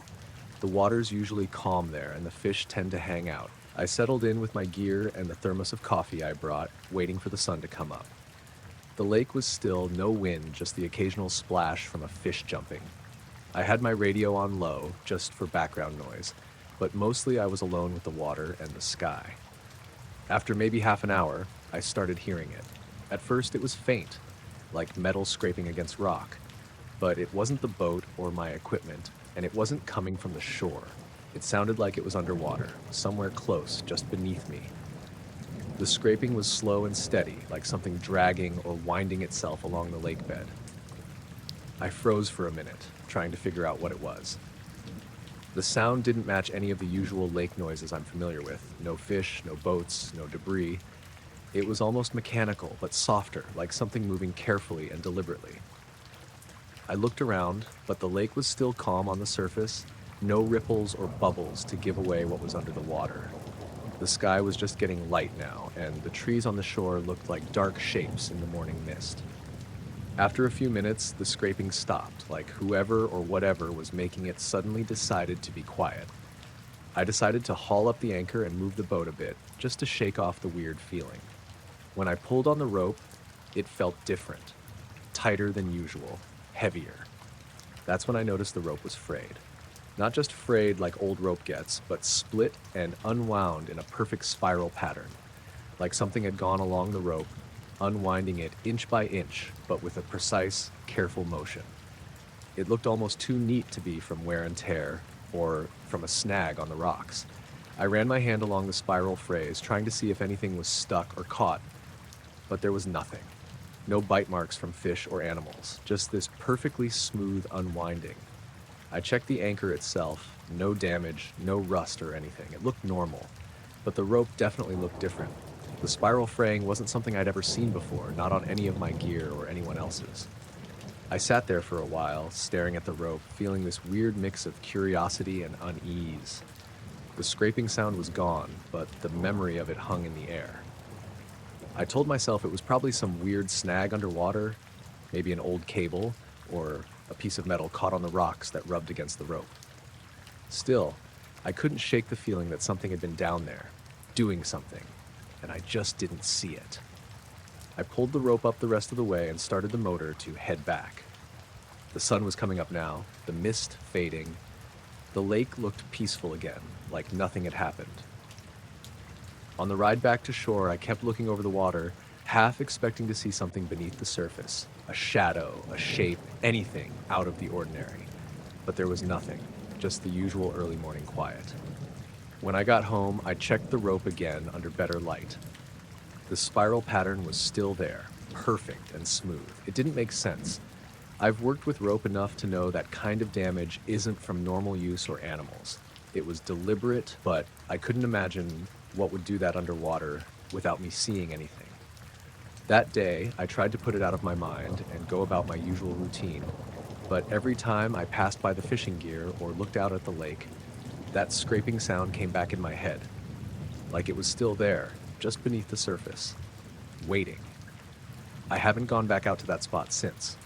The rope's still sitting in my garage, and I keep running my fingers along those spiral frays, wondering what made them.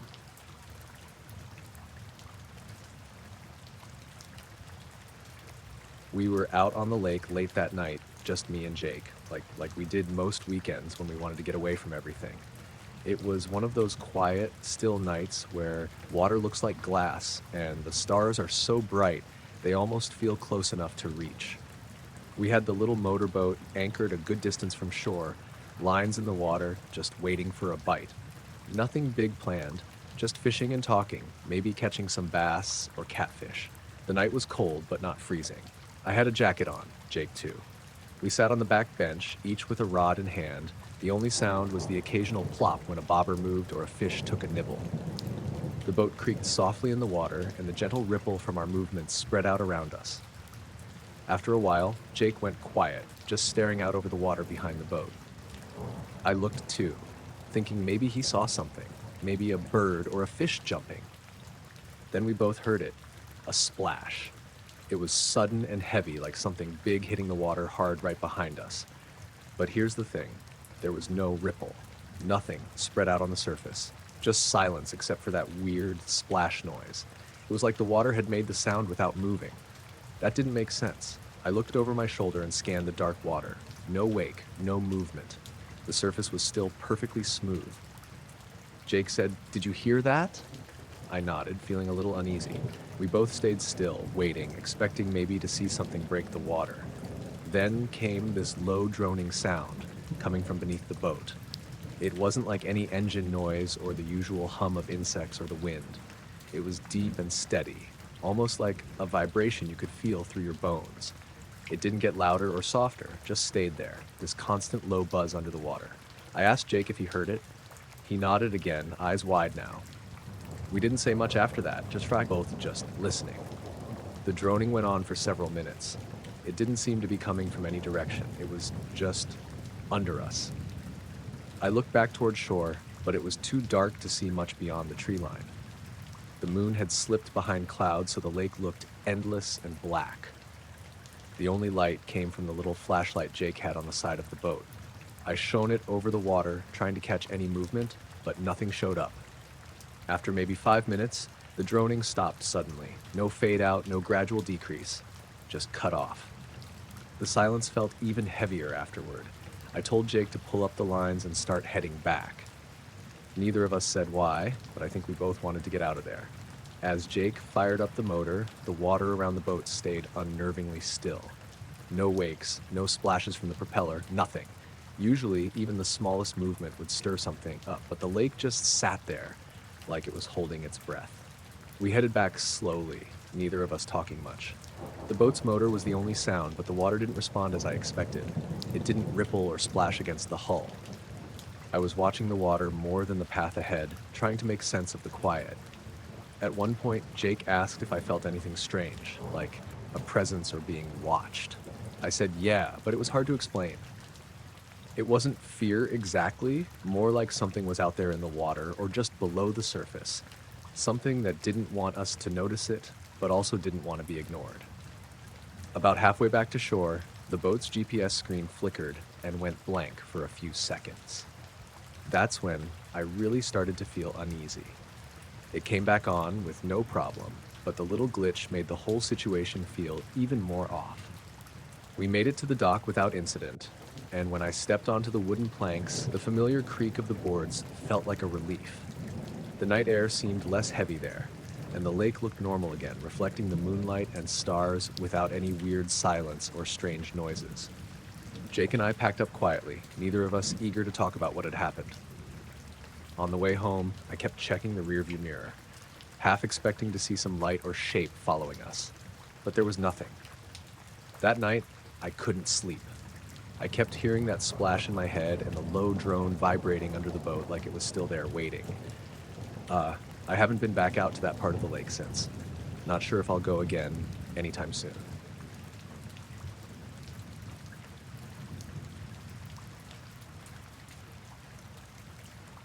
I was driving home from work one night, about 11:30 p.m.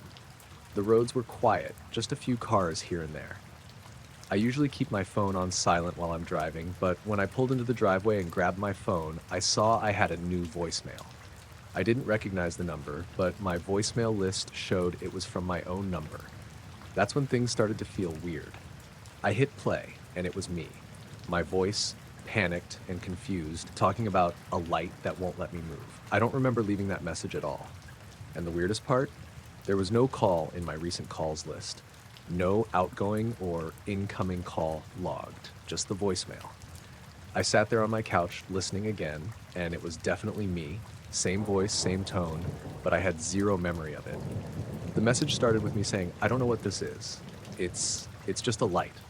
It's right there, and I can't move. It won't let me move. I'm scared. I don't know what to do." The way I said it, you could hear how rattled I was. Then it cut out. That was it. I kept replaying it, trying to remember if I'd been messing with my phone or if maybe I'd recorded it accidentally. But nothing clicked. I don't talk in my sleep, and I never make calls or messages without meaning to. Plus, like I said, no call records anywhere. The night before, I remembered, I had gone out for a walk around the neighborhood to clear my head. It was late, maybe 10 p.m. or so, and the streetlights were dim and sparse. I don't usually do that, but I wanted some fresh air. I never take my phone on those walks, usually leave it inside. But something about that night felt off. When I got to the corner by the park, I noticed this faint glow way off in the distance, near the tree line. It wasn't like any light I'd seen before. It wasn't a street lamp, and there were no cars or houses with their lights on there. The glow was pale and steady, almost bluish-white. It didn't flicker or move, just hung there, about the height of a tree. I figured it might be some kind of flashlight or someone's phone light, but I couldn't see anyone around. The park was empty. I kept walking, trying to ignore it, but the light seemed to follow me. Not by moving closer or anything obvious, but if I stopped and looked, it was always in roughly the same spot relative to me. I felt my skin crawl like I was being watched. But there was no one there. No footsteps. No sounds. Nothing. Just that light.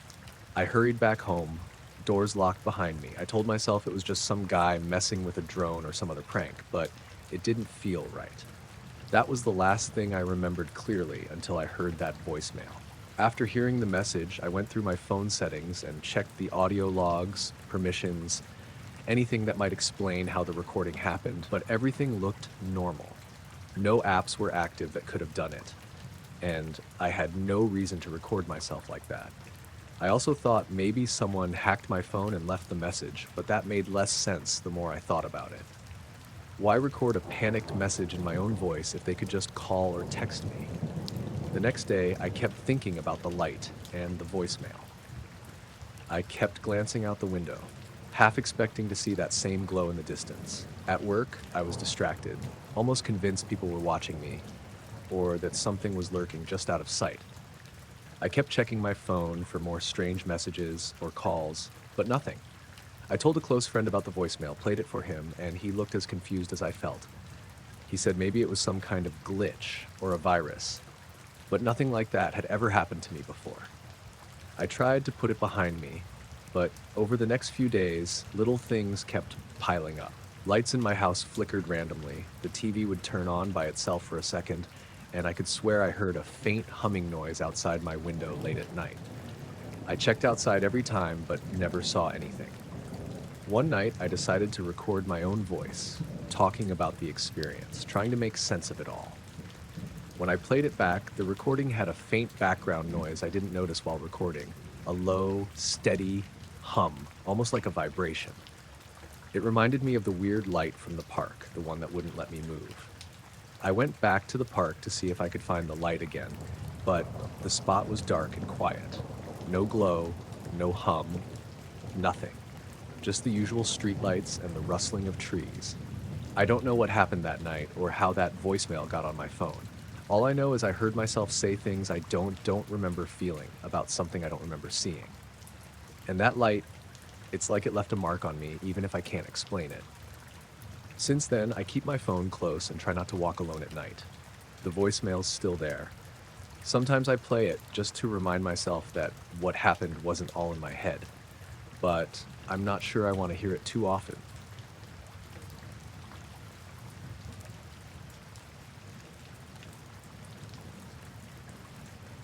We were maybe 6 miles in when the weather turned. The forecast said clear all weekend, but around 3 p.m., we saw clouds building fast over the ridge. Not just gray either, thick, dark ones that looked out of place for late summer in the Sierras. It was me and Mark. We've done that trail 3 times before, always a 2-nighter, looped through the Granite Basin and back out near the south entrance. This time we went light, just day packs and a tarp in case we wanted to push through to the lake and back in one day. No tents. When the wind picked up, we were about halfway between the trailhead and the lake. That stretch runs narrow between 2 steep hillsides. Not a great place to be in a storm, but there were a couple dry creek beds where we figured we could hunker down if we needed to. We didn't start running until we saw the lightning. It wasn't close yet, but the thunder hit less than 10 seconds after, and the wind shifted. It carried this strange smell, like wet electronics or hot metal. Not ozone, something sharper. We slid down a rocky slope into a little gully, dropped the tarp over some low branches, and crouched underneath. It wasn't much shelter, but better than nothing. The rain started just as we pulled our packs under. Big, cold drops at first, then a wall of water. It got loud under there. Wind roaring through the trees above, rain hammering the tarp, thunder bouncing around the rocks. We didn't talk much, just sat with our heads down, waiting it out. I remember checking my watch at one point. It said 3:46. Mark looked at his 2 and nodded when I asked. About 3:45? He said yeah. The storm didn't last long. 20, maybe 30 minutes tops. It blew through hard and fast, and then it was just dripping trees and distant thunder. We climbed out, shook off the tarp, and checked our packs. Everything was damp, but not soaked. We started back up the trail. There was this weird calm afterward. The birds didn't come back like they usually do, and the air felt heavy, like the pressure hadn't settled yet. I didn't think much of it at first. Just glad we didn't get hit by lightning. It was when we stopped for water that I noticed something was off. We were about 10 minutes up the trail from the gully, and I pulled out my bottle, sat on a boulder, and checked the time to see how far we were from the lake. My watch said 4:11. I looked over at Mark, who was crouched by the stream with his bottle, and said, "So what? About a mile to go?" He stood up, looked confused, and said, "It's almost 5." I laughed and said, "No, it's not," and held out my wrist. He held out his too, and we just stood there comparing them. His said 4:49. Mine still said 4:11. I tapped mine, thinking maybe it had stopped or glitched, but the second hand was moving. Everything looked normal. We figured maybe mine had reset somehow or got bumped when we ducked under the tarp. I asked him to check his phone, but we didn't have service and neither of us had downloaded an offline clock. My phone matched my watch, 4:13 by then. His phone showed 4:51. We kept walking, kind of joking about it, but I could tell it was bothering him too. We'd both been under the same tarp.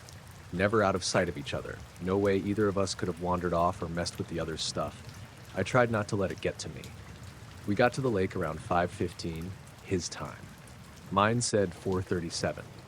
Sun was still high, but the shadows looked longer than they should have. That's the part that stuck out to me, like the light didn't match my watch. We sat down to eat, and I noticed I felt off. Not sick, just weird. Heavy, like I hadn't slept, and I was starving. More than I should have been for a 4-hour hike. Mark didn't say anything, but he ate fast too. When I went to refill my water, I saw it again.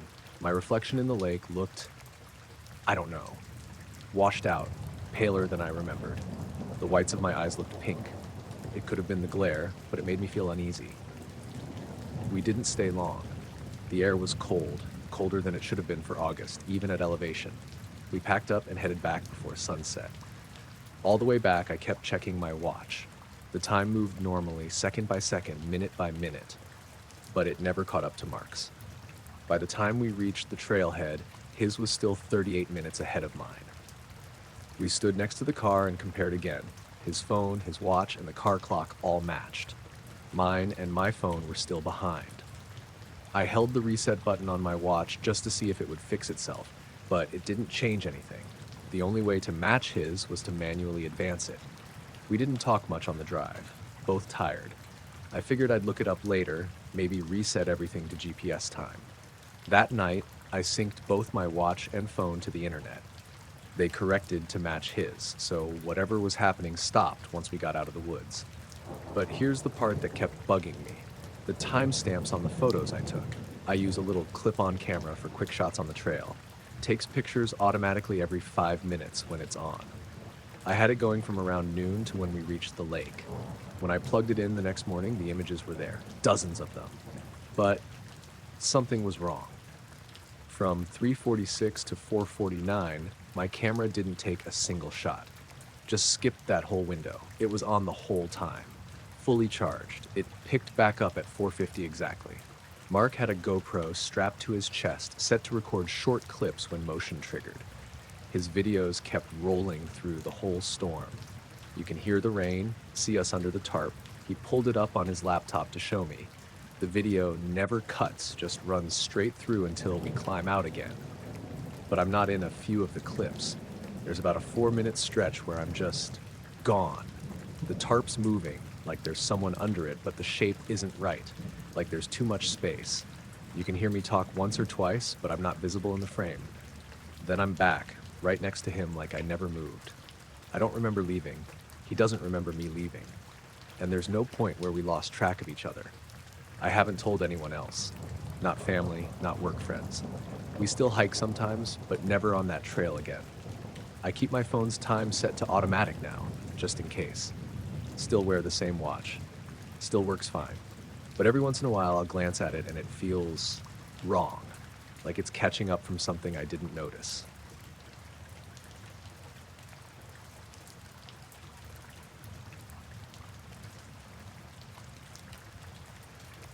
I was working a late shift, fixing power lines over this valley that's pretty remote. Usually it's just me out there, the hum of the transformers and the occasional bird or coyote at night.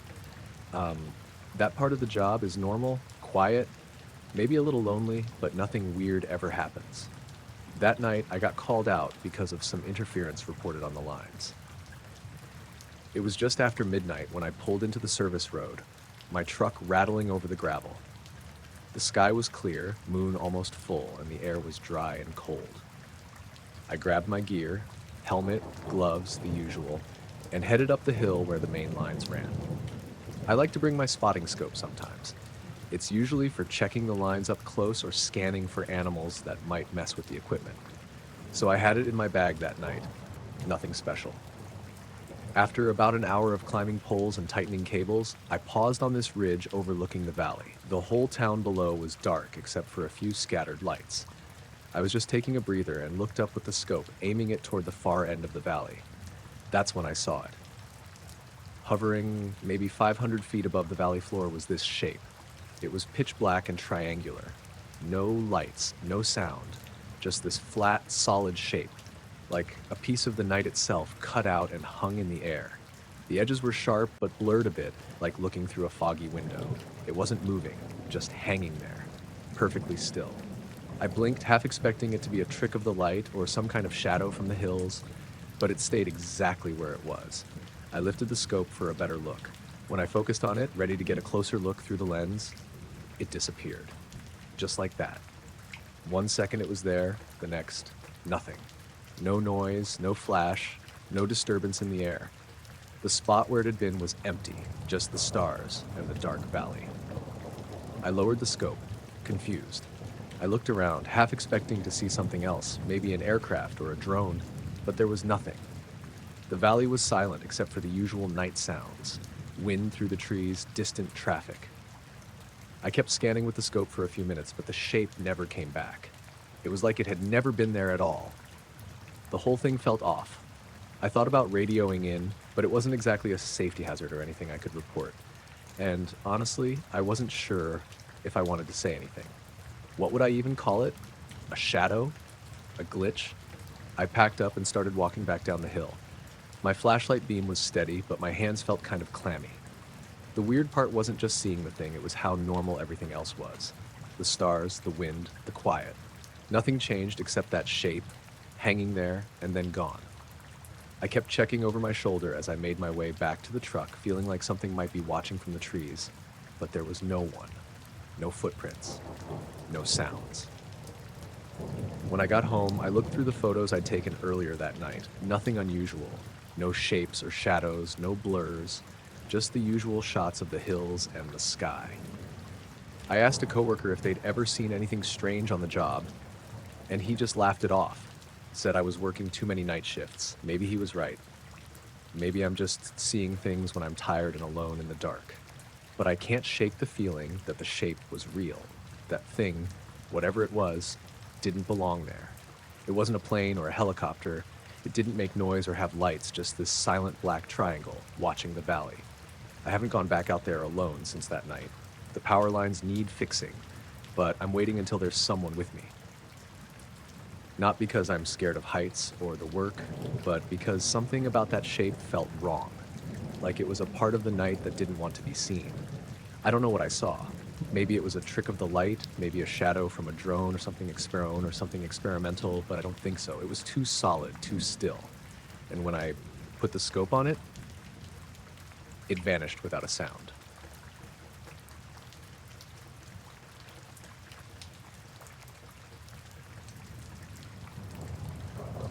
I snuck out around 11:45.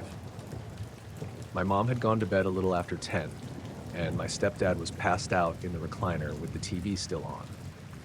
I waited until I was sure they weren't going to move again, then slipped out the back door. I didn't even have to be that careful. The floor in our place creaks like crazy, but once they're out, they're out. My plan was simple. Meet up with a few people from school at the usual spot, the old batting cages behind the gas station. It wasn't far, just a 15-minute walk down the back trails, so I didn't bother grabbing anything except my phone and a hoodie. It was a little chilly out, but clear, stars out, and no wind. I was in sneakers, jeans, nothing heavy. The trail cuts behind the water treatment plant, then runs alongside the creek for a while before hitting the fence by the ball fields. It's not lit or anything, but I've walked it a dozen times. I had my phone flashlight on, just pointed at my feet. I made it to the cages around midnight. There were 3 people already there, Jamie, Lex, and a guy named Chris, who I didn't know super well. Someone had a speaker playing music low. We sat around on the broken benches and passed a vape, just talking about nothing. Nobody was drinking or doing anything crazy, just hanging out, killing time. I remember checking my phone at 12:17. I know that because I thought it was funny how specific the time was when I checked. I wasn't in any rush to get home, but I figured I'd dip out by 1. That was kind of my unspoken curfew when I snuck out. If I got back by 1:15 or so, no one noticed. It's what happened on the way back that I can't explain. I said goodbye to the group a little before 12:40. Jamie said something like, "Text when you get in," and I nodded, but I never did. I remember heading back down the trail with my phone still out, light on low. No weird vibes, no one following me. Just quiet and dark like it always is. But somewhere along the trail, I stopped noticing where I was. It didn't feel like I blacked out or anything. I don't think I ever stopped walking. It just felt like I blinked, and I was suddenly aware I wasn't where I thought I should be. The trail looked wrong. Too narrow, maybe. The trees on either side seemed taller, closer together. I stopped walking and turned in a slow circle with my flashlight, trying to figure out how far I'd gone. My heart started racing a little, but I told myself it was just the dark playing tricks. I was probably just off by a few feet, took a wrong turn onto one of the side deer paths. That's when I noticed how quiet it was. I mean, really quiet. No bugs, no leaves rustling, nothing. Even the sound of the creek, which I should have been close to, was gone. It was like being in a soundproof room outside. I could hear my own breathing louder than usual. I looked at my phone again to check the time and realized the screen was black. Dead. I hadn't used it much, so it should have still had at least 60% left. I tried holding the power button, nothing. Tapped the screen, nothing. No vibration, no flicker, just dead. I was standing there in the middle of the trail holding this useless phone when I felt something shift. Not saw, not heard, just felt. Like the air around me had moved, but there was no wind, like a pressure change. My ears didn't pop, but it had that kind of vibe, like when you drive through elevation fast. I turned off the flashlight and just stood there for a second, trying to listen. And that's when I saw a flash of light. Not bright, not sudden. It was soft and slow, like a camera flash that didn't quite go off all the way. It came from ahead of me, just barely through the trees, and then disappeared. It didn't light anything up, it just was there for a second, then gone. I waited a bit, didn't move. The air still felt weird, thick maybe. Not warm, not cold, just like I was standing in something, not just air. I started walking again, slowly, not totally sure I was going the right way. I don't know how long I walked after that. Could have been 10 minutes, could have been an hour. Time felt wrong. My legs started to hurt a little and my feet were squishing in my shoes. That's when I noticed they were wet. Soaking, actually. I stopped and crouched to touch my jeans. They were wet, halfway up my calves. I ran my hand along the cuff and my fingers came back cold. But the trail hadn't been wet. It hadn't rained. There weren't any puddles. I hadn't crossed the creek. I looked around again and started to feel real off. Not dizzy exactly, more like when you wake up too fast and your stomach drops for a second. I felt like I'd wandered too far into something I wasn't supposed to find. Not in a bad guy in the woods way. More like whatever was around didn't care I was there, but I wasn't meant to be part of it. Then I heard this noise. It wasn't loud. It sounded far off, like a rumble or a generator, but it had a rhythm to it. Not a machine rhythm either, more like breathing, slow, steady, and deep. It came from the same direction I'd seen the light earlier. I didn't go toward it. I don't think I could have made myself if I wanted to. I turned and just walked. Not fast, but steady. I didn't look behind me. I kept my eyes on the ground and just walked. Eventually, the trees started looking familiar again, more spaced out. I recognized a log I jumped over on the way in, and after another few minutes, I saw the water plant's fence. When I finally got to the edge of the neighborhood, the streetlights looked way too bright. I felt like I'd been underground or something. I cut through a couple backyards and made it home without seeing anyone. I didn't even take my shoes off. I went straight to my room, shut the door, and sat on the edge of the bed. The clock on my nightstand said 2:41 a.m. I stared at it for a while. I didn't believe it. There was no way I'd been gone that long. I left the cages around 12:40. The walk back should have taken 15 minutes, 20 max if I was dragging. I plugged in my phone, and it took forever to turn on. When it finally booted, it said the battery was completely drained. No messages, no calls. Nothing between 12:17 and 2:43. My shoes were still soaked.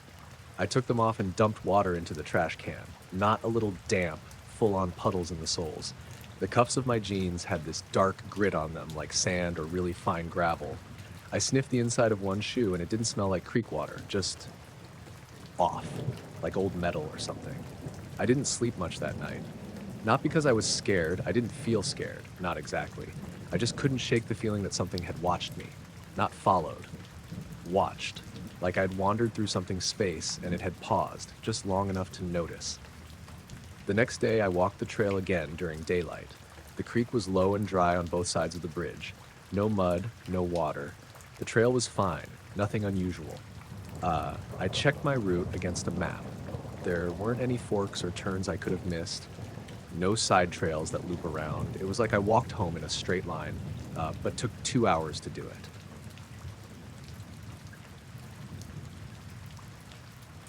I was out on the West Ridge Trail near Mount Willard, solo hike, late September. I'd done that loop a few times before, nothing too crazy, just under 6 miles, mostly forest. I started later than I should have, around 3:45, thinking I'd beat sunset by a good margin, but the clouds rolled in quick. It got dim fast. About 2 miles in, I took a wrong turn. I was following a side trail I thought looped back toward the main path, but it didn't. It narrowed down into something barely there, like maybe an old fire break, or maybe just game trail. I had signal the whole time, strangely. That's what kept me from worrying. The terrain wasn't steep, and I could still track my location on my phone's map. The GPS dot was a little jumpy, but it wasn't showing me way off course or anything. I figured I'd just keep going and reconnect to the main loop. The path dipped downhill into a hollow, then curved through a thick patch of pine. That's when things started feeling different. First thing I noticed was how quiet it got. Not just less birdsong, no sound at all. I don't mean that in a dramatic way. It was just flat. My boots still crunched over sticks, but it sounded duller, like the air was thicker. Even the wind, which had been pushing the trees around all afternoon, just kind of stopped. I kept going, slower now. I remember thinking maybe I was just feeling anxious because of the light or being off trail. But I've been out in the woods alone dozens of times. I don't spook easy. This felt like something else. The trees opened up maybe 20 yards ahead into a clearing I'd never seen before.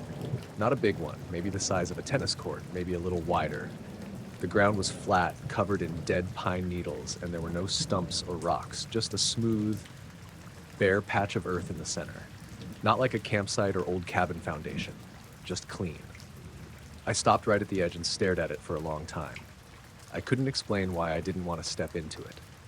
Nothing about it looked dangerous. No drop-offs, no animal signs, no movement, but something about it felt wrong. I held my phone up. Still had signal, 3 bars. The GPS map showed me in the middle of nowhere, but that was normal for that area. I opened the compass app just to check direction. The needle was slow, not spinning or acting broken, just lagging. I turned in a circle and watched the compass stutter to catch up. I stepped 1 foot into the clearing. Nothing happened at first, but then I noticed it felt harder to breathe. Not like I couldn't get air, just like every breath took like more effort, like the air itself was heavier. I could hear my own breathing louder than usual, and that's when I realized the ambient sound had dropped out completely. No birds, no wind. Even the trees behind me looked still, like someone hit pause on everything. I stood there for maybe a minute, not moving. I checked my watch, 4:52. The second hand ticked along normal. I took a photo of the clearing just to document it, then tried taking a video. The phone worked fine, but the video playback was weird. There was no sound, and the light levels looked lower than they had in real life. Almost like it had recorded in slow motion, but the settings were normal. Then I got that feeling, like I wasn't alone, not footsteps or voices or anything concrete. Just that skin-crawling sense you get when someone's standing behind you, even if you can't hear them. I turned around. Nothing. But I didn't feel alone. I backed out of the clearing without turning away from it. The feeling didn't lessen until I was about 20 feet back into the trees. I stood there for a while, heart racing, trying to figure out if I'd just had some kind of anxiety attack or what. Everything around me looked normal, but it didn't feel normal. The forest had this wrongness to it that's hard to describe. Not threatening, just watched. I marked the location on my phone and decided to double back, even if it meant adding another mile to the hike. I didn't want to cut through that area again, but as I started walking, I noticed something was off with the light. It wasn't getting darker, exactly, it just wasn't changing, like time wasn't moving forward. I checked my watch again, 4:52. I thought maybe it had stopped, but the second hand was still ticking. I watched it for a full minute, then checked my phone. It said 4:52 too. That's when I started walking faster. About 10 minutes later, the trail started looking more familiar. The wind picked up a little, and I heard leaves rustling again. Sound returned all at once, like someone unmuted the forest. I stopped and checked the time again. 5:04. Somehow, between leaving that clearing and getting back to the main trail, the time jumped 12 minutes, but I hadn't seen it change. I was watching it. I know I was. I hiked the rest of the way back fast, almost jogging. I didn't see anyone else on the trail, which was weird for that area. Usually I'd pass at least a couple other hikers or dog walkers, but it was empty. When I got back to the trailhead, my car was the only one in the lot. That happens sometimes on weekday evenings, so I didn't think much of it. I sat for a while before starting the drive home, just trying to figure out what exactly had felt so off. The clearing, the air, the sound, the time. When I got home, I plugged in my phone and opened the photos. The photo of the clearing looked darker than I remembered, almost like it had been taken at dusk. It was blurry around the edges too. The trees looked slightly warped, just enough to notice if you were really looking. I figured maybe I had moved the phone during the shot. The video wouldn't play. I tapped it, and it loaded a black screen for a second, then jumped back to the camera roll. I tried again. Same thing. I transferred it to my laptop. Same issue. File existed, but wouldn't play. That was a few weeks ago. I haven't gone back to that area since. I still have the coordinates saved, but every time I think about returning, I get this weird resistance in my gut, like something telling me to leave it alone. The strangest part? I've told a couple friends about it, casually, just to see if they've ever seen anything like that out on the trails. One guy said something that stuck with me. He asked if the clearing had moss in it. I told him no, just dead pine needles and smooth dirt. He nodded and said, yeah, they're never mossy. Nothing grows where they stand. I didn't ask him who they were. I didn't want to know.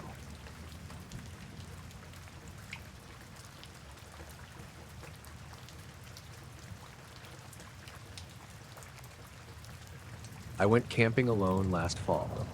It wasn't anything new. I do solo trips pretty often, usually late in the season when the parks are empty. I like the quiet, and I know how to take care of myself. I had the gear, the maps, the food, the emergency beacon. It wasn't reckless. This was in northern Arizona, near the Mogollon Rim. There's a spot I go to that's off one of those rough forest roads, unpaved, lots of washboarding, not well traveled.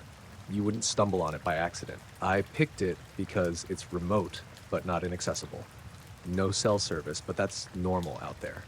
I got in around 4 in the afternoon. It was a little cloudy, but dry. I set up camp maybe 50 yards off the road, near a line of trees, but with a good view of the sky. There was a fire ring someone had built already, and I gathered a decent stack of wood. The usual stuff: pitch some logs, cook dinner, make some tea, watch the stars come out.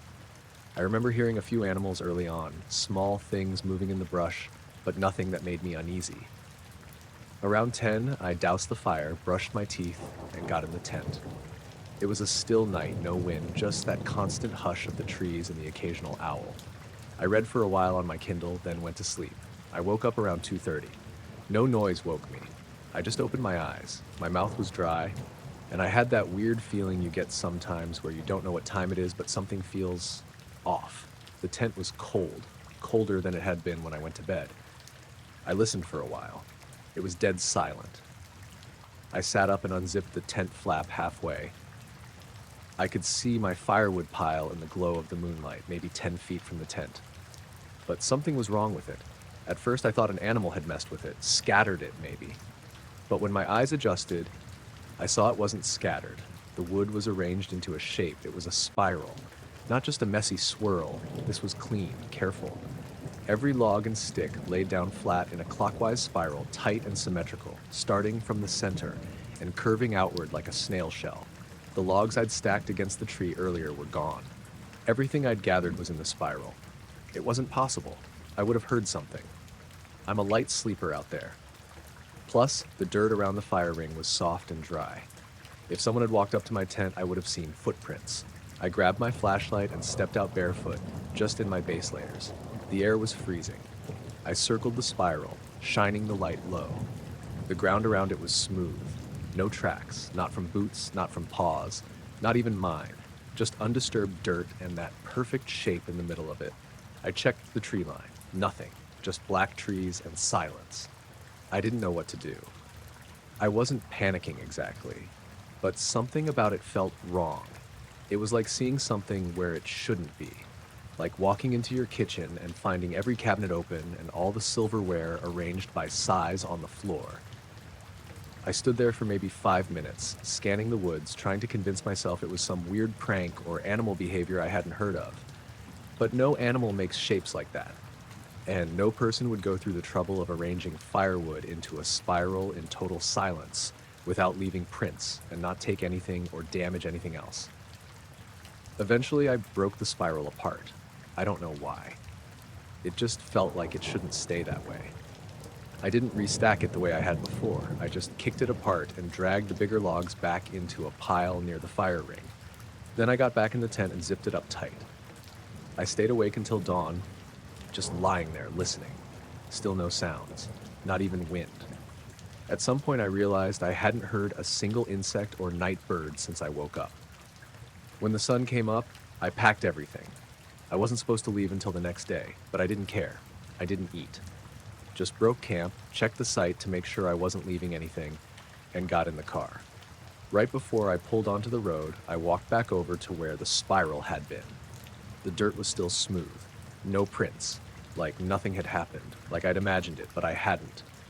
The logs were still in a loose pile where I'd kicked them, not stacked like they were the night before. Something had moved them, and it hadn't made a sound.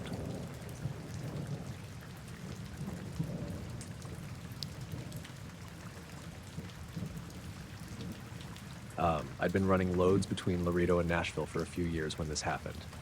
I was solo at the time, working for a mid-sized company with decent rigs and good routes. I like driving nights, less traffic, cooler air, just me and the road. This was last summer, late August, I think. I'd left Laredo around 5 p.m. with a full trailer headed to a warehouse outside Memphis, same route I'd done dozens of times. Weather was clear, road was dry, nothing out of the ordinary.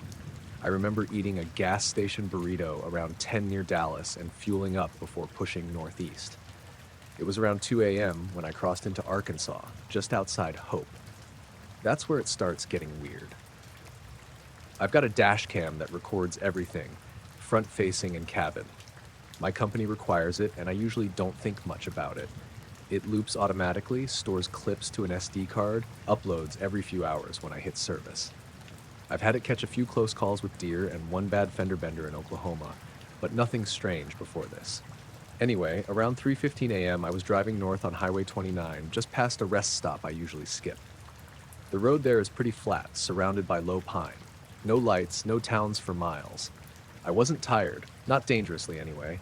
I'd had a Coke, windows cracked, just cruising. Then I noticed the radio cut out. Not a static fade, just silence. The screen stayed lit, but no audio. I tapped the knob, flipped stations, nothing. Thought maybe I hit a dead zone, but it had been playing fine for the last 100 miles. A few seconds later, my GPS screen froze. Time, speed, everything just stuck. I tapped it, but it didn't respond. My phone, mounted right next to it, was showing 317.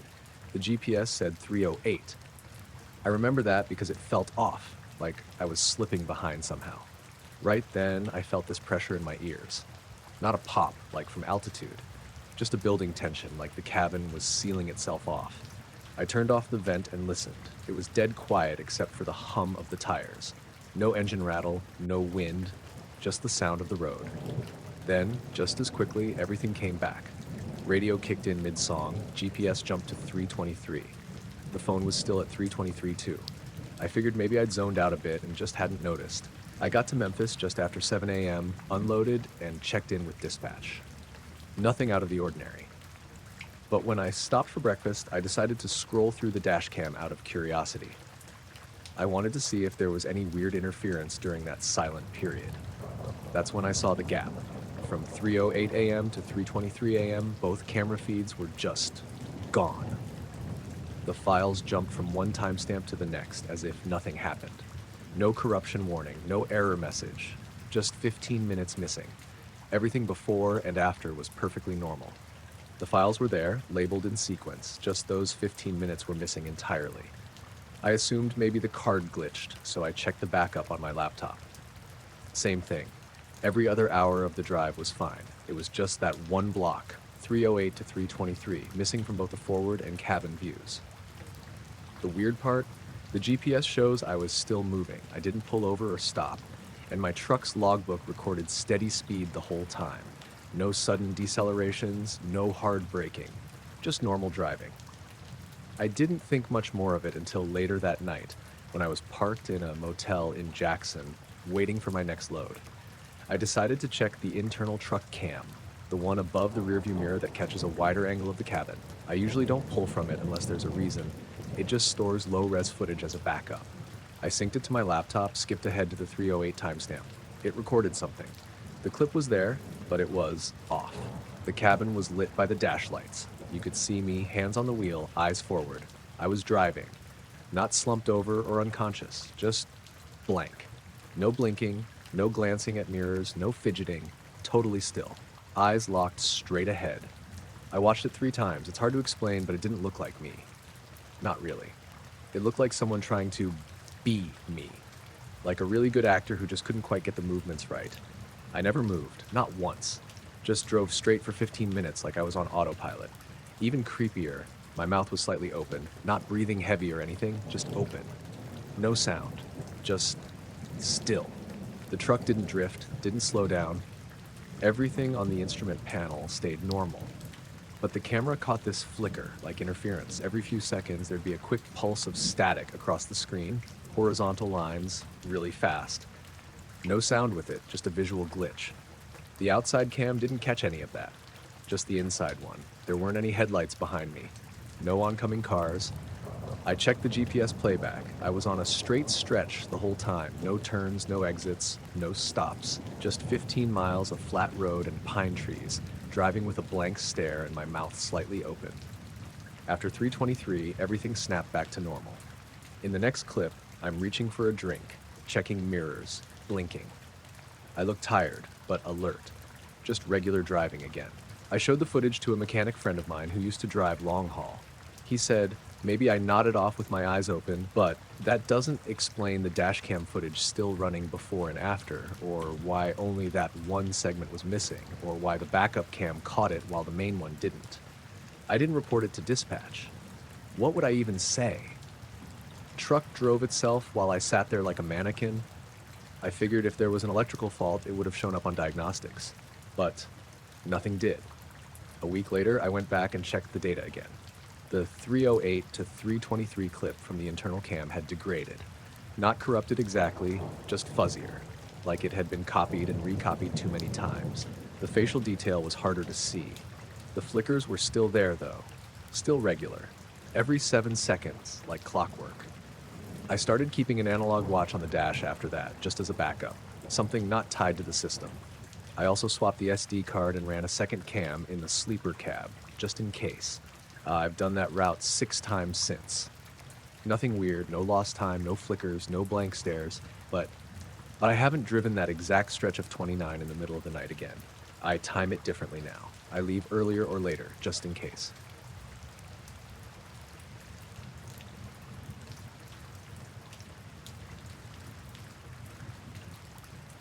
I was out on the lake early one morning, trying to get some fishing done before the heat kicked in. It was just me, my small boat, and the usual quiet you get before the world wakes up. The water was calm, the sky mostly clear with just a few clouds drifting east. I'd been out there a couple hours already, and honestly, it was a pretty slow morning. No bites, no movement besides the occasional ripple from the wind. That's when I noticed it. The wind just stopped. Not a breeze, not a shift, just dead still. The water flattened out like glass, which was weird because there had been a steady breeze coming across the lake for the last couple hours. It didn't make sense for it to just cut out like that, especially so suddenly. I looked around, kind of expecting something to explain it, but nothing. No storm clouds, no distant thunder, no planes or anything like that. Just this strange, heavy silence. Then I saw the birds. Normally in the morning, they're scattered all over, perching, flying in different directions, chasing bugs. But now every single bird in the area was circling tight, real tight, like they were stuck in this weird spiral right above the water. I mean, I counted at least 20, maybe 30 of them, all swirling like they were drawn to some invisible center. I stared up, and that's when I noticed the shape. It was dark, like a big blotch in the sky, but it wasn't like a cloud. It was hazy, sort of like smoke, but without any smell or movement. The weird part was that it didn't reflect any light. You know how even clouds catch sunlight and glow a little on the edges?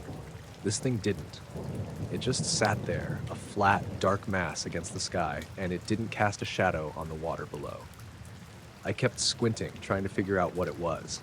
At first, I thought maybe it was just a trick of the light or some kind of shadow from a big storm far off, but the rest of the sky was bright and clear.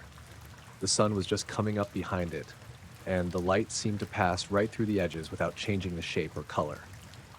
The birds kept circling, tighter and tighter. Their calls were all around me now, sharp, frantic, but there was no panic in them, more like they were stuck in a pattern they couldn't break. I tried to get my phone out to record it, but as soon as I touched it, the screen flickered and went black. Battery dead, which was weird because I'd charged it fully the night before. I pulled it out again, but nothing.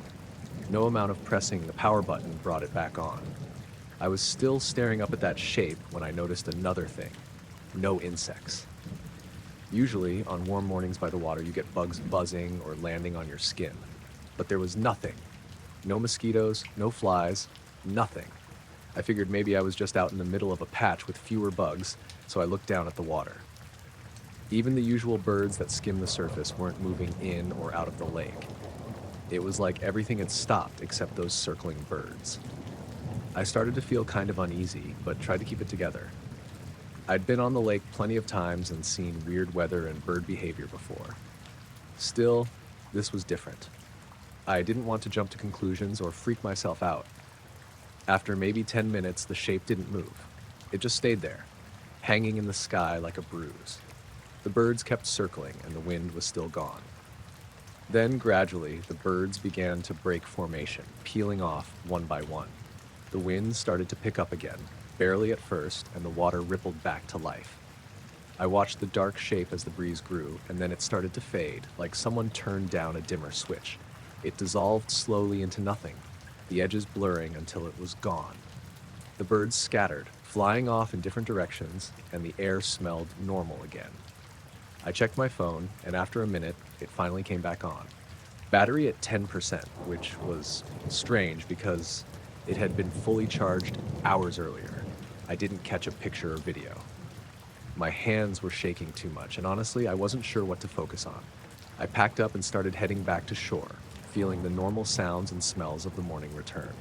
The rest of the day, I kept thinking about what I saw. When I told a friend who fishes a lot, he said maybe it was some kind of weather phenomenon or a shadow from a plane or drone, but nothing he'd ever heard of acted like that. Completely black, no shadow, no reflection, and birds reacting like that. A couple nights later, I told my brother about it, and he asked if I'd been dreaming or had any drinks before I went out. I hadn't. I just know what I saw was real, but I don't know what it was. I checked the weather reports for that day and the following days. No storms, no atmospheric anomalies. Nothing that matched what I saw on the lake. Sometimes when I'm out fishing now, I keep an eye on the sky, but I haven't seen anything like that since. The birds act normal again. The wind blows like it's supposed to. But every so often, especially on still mornings, I find myself looking up, half expecting that dark shape to show up again, circling above the water, quiet and impossible to explain.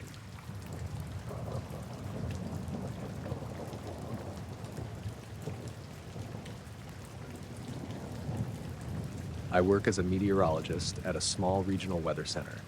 It's mostly the kind of job where you're looking at numbers and screens, waiting for storms or fronts to show up, and then tracking them as they move. Nothing fancy usually, just routine stuff. But a few months ago, something happened that I still can't explain. It started late one evening, just before my shift ended. I was watching the radar for any signs of storms moving through our area. Around that time, the radar screen showed this huge, slow-moving mass just south of the city. It was strange, because it wasn't like any weather pattern I'd ever seen before. It looked almost solid, like a big blob moving across the radar at low altitude. But the weird part was that it didn't match anything on the satellite images. I pulled up the satellite view expecting to see clouds or some kind of disturbance. Nothing, just clear skies. The radar kept showing this shape moving steadily across the region, but it wasn't changing shape like a cloud or storm would. It was more like a solid shadow or an object. I thought maybe the radar was malfunctioning, so I checked the system diagnostics. Everything looked normal, no errors or interference reports. I also called a colleague who was working a few towns over to see if their radar showed the same thing. He said, yeah, his radar picked up the same mass moving across his screen, same size and speed. That made it even weirder. Two separate radar stations showing the same thing, but nothing on satellite or any reports of anything unusual on the ground. I tried to see if there were any planes or helicopters in the area, thinking maybe some low-flying aircraft could cause the radar return. The flight tracker app showed no aircraft in that part of the sky at that time. The radar signature moved slowly, almost like something drifting, not flying fast like a plane. The speed was maybe 10 to 15 miles per hour, which would be slow for any aircraft. I kept watching it for the next half hour. It moved from south to north, cutting across several counties. No rain, no clouds, just this dark patch on radar. I started checking local reports, emergency channels, social media, anything that might explain it. No reports of any strange lights, objects, or phenomena. The local news stations weren't covering anything unusual. At one point, I went outside to look up at the sky. It was a clear night, stars visible, no moon.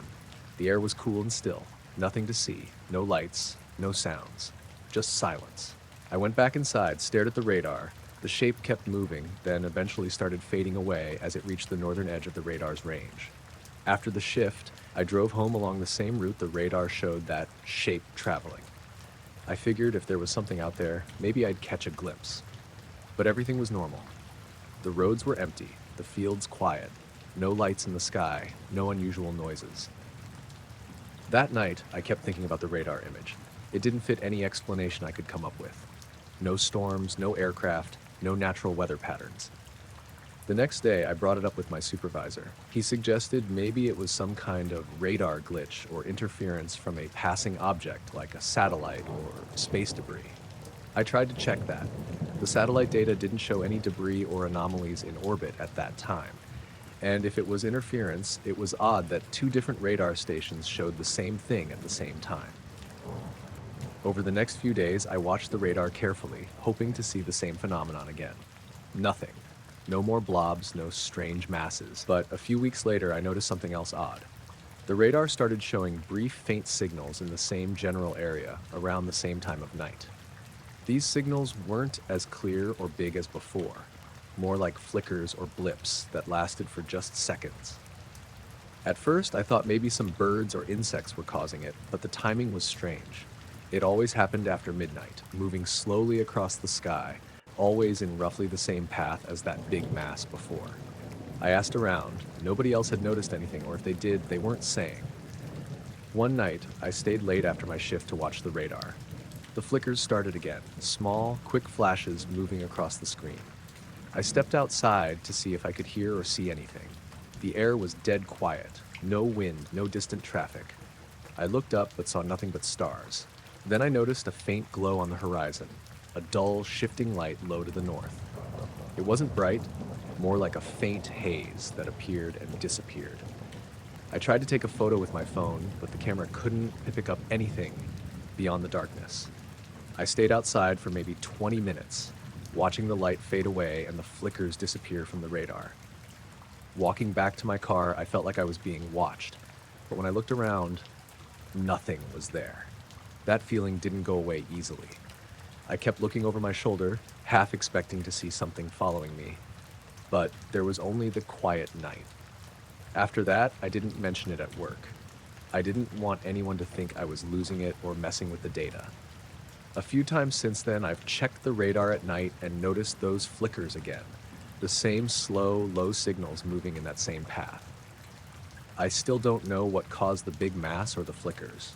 No one else I know has seen anything like it, and I've never found any reports or explanations. Sometimes I wonder if I'm just seeing glitches or misreading the instruments, but the data was there on the screens, consistent and real. Whatever it was, it passed through my area like a shadow, something moving close to the ground but invisible to any camera or eye. I'm not sure what to make of it. Just a strange pattern on the radar, a quiet night, and the feeling that something was there, just beyond sight.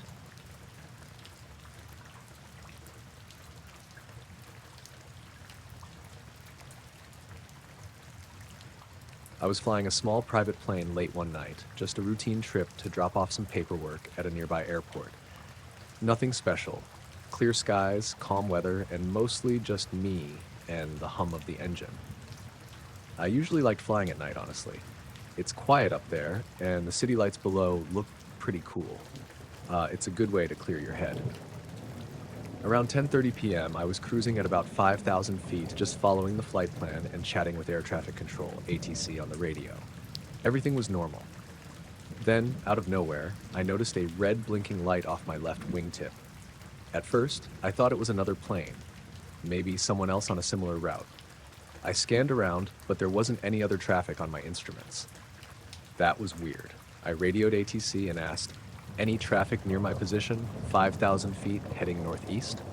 They came back almost immediately, sounding a bit puzzled. "Negative. No other aircraft within 100 miles of your position. Confirm your coordinates."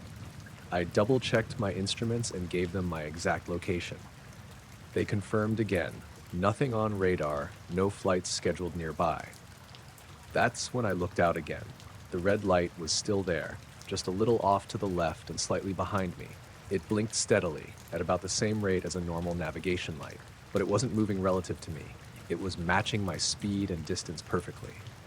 I adjusted my speed a little and the light did the same. I slowed down, it slowed down. I sped up, and so did it. For the next 10 minutes, I kept watching it, feeling a weird mix of curiosity and unease. I kept checking my instruments and the radar, but nothing showed up. The light just kept pacing me, blinking in that same slow, rhythmic pattern. I called ATC again, this time a little more concerned. "I'm seeing this red light just off my left. It's pacing me and matching my speed exactly. There's no traffic on your radar?"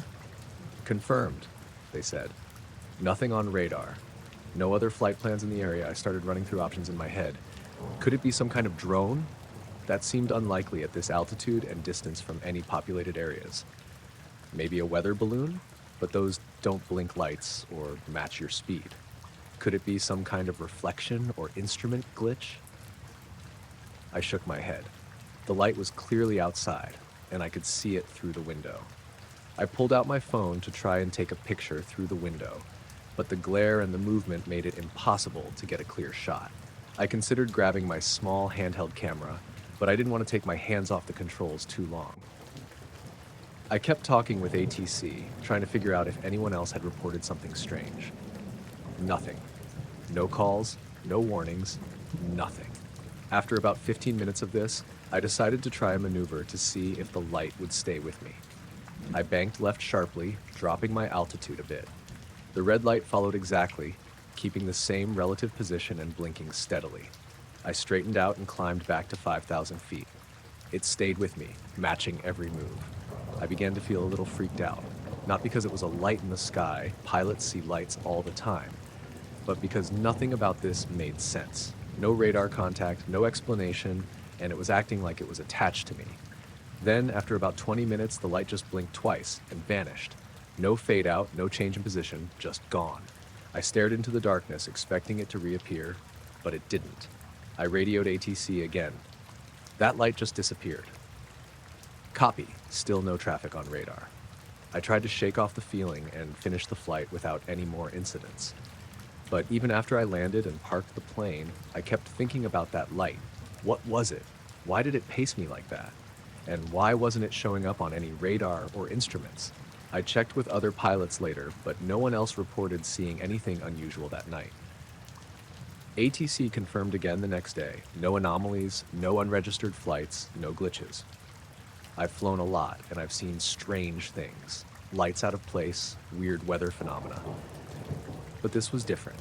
The steady pace, the perfect match in speed and position, and the complete absence from radar made it something I can't explain. I'm not one to jump to conclusions, and I don't want to say it was anything extraordinary, just a strange, unexplained experience that I keep turning over in my mind. It was there, matching me perfectly, then it wasn't. That's it. No crash, no missing time, no voices or weird sensations. Just a red blinking light that followed me for a while, then disappeared like it was never there.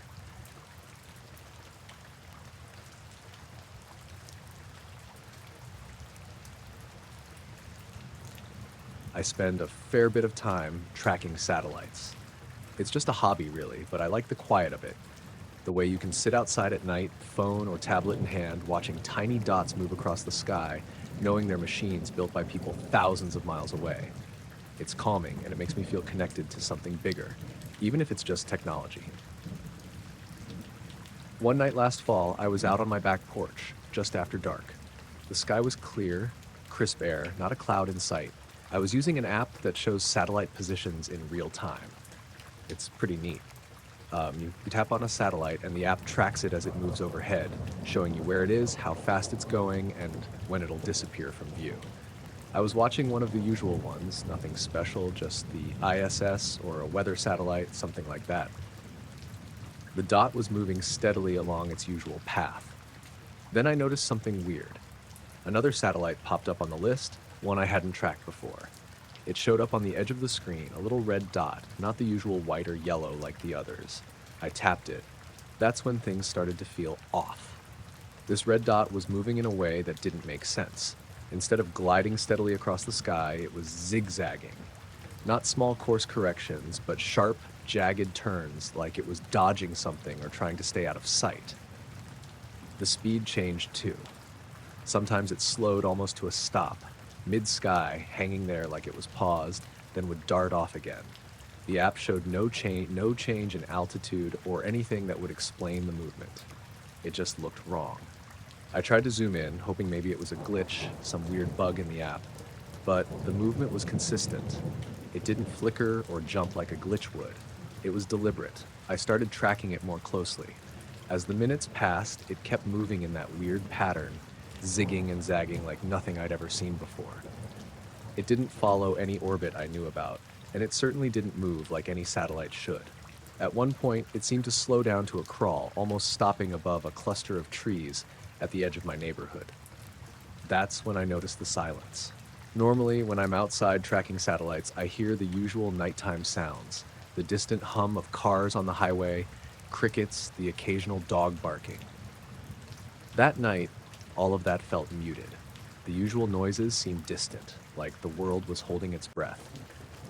I told myself it was just me being focused, but it stuck with me. I kept watching the red dot as it hovered, then suddenly it darted upward fast, like it was leaving the atmosphere.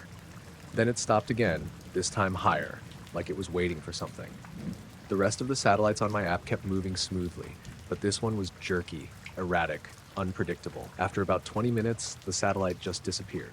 No warning, no slow fade, it was just gone from the app. The list updated and it wasn't there anymore, like it never existed.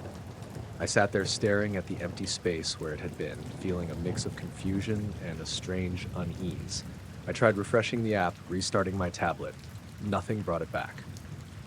I checked online forums and satellite tracking sites, but no one else had reported anything like it.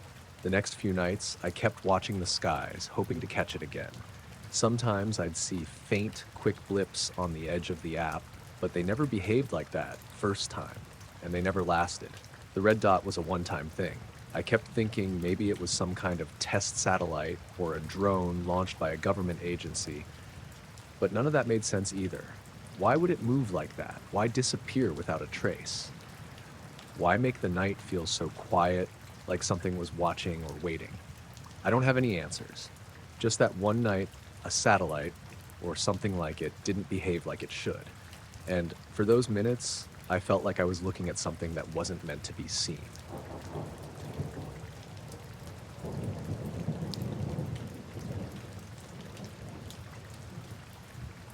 I got to the field just after sunset.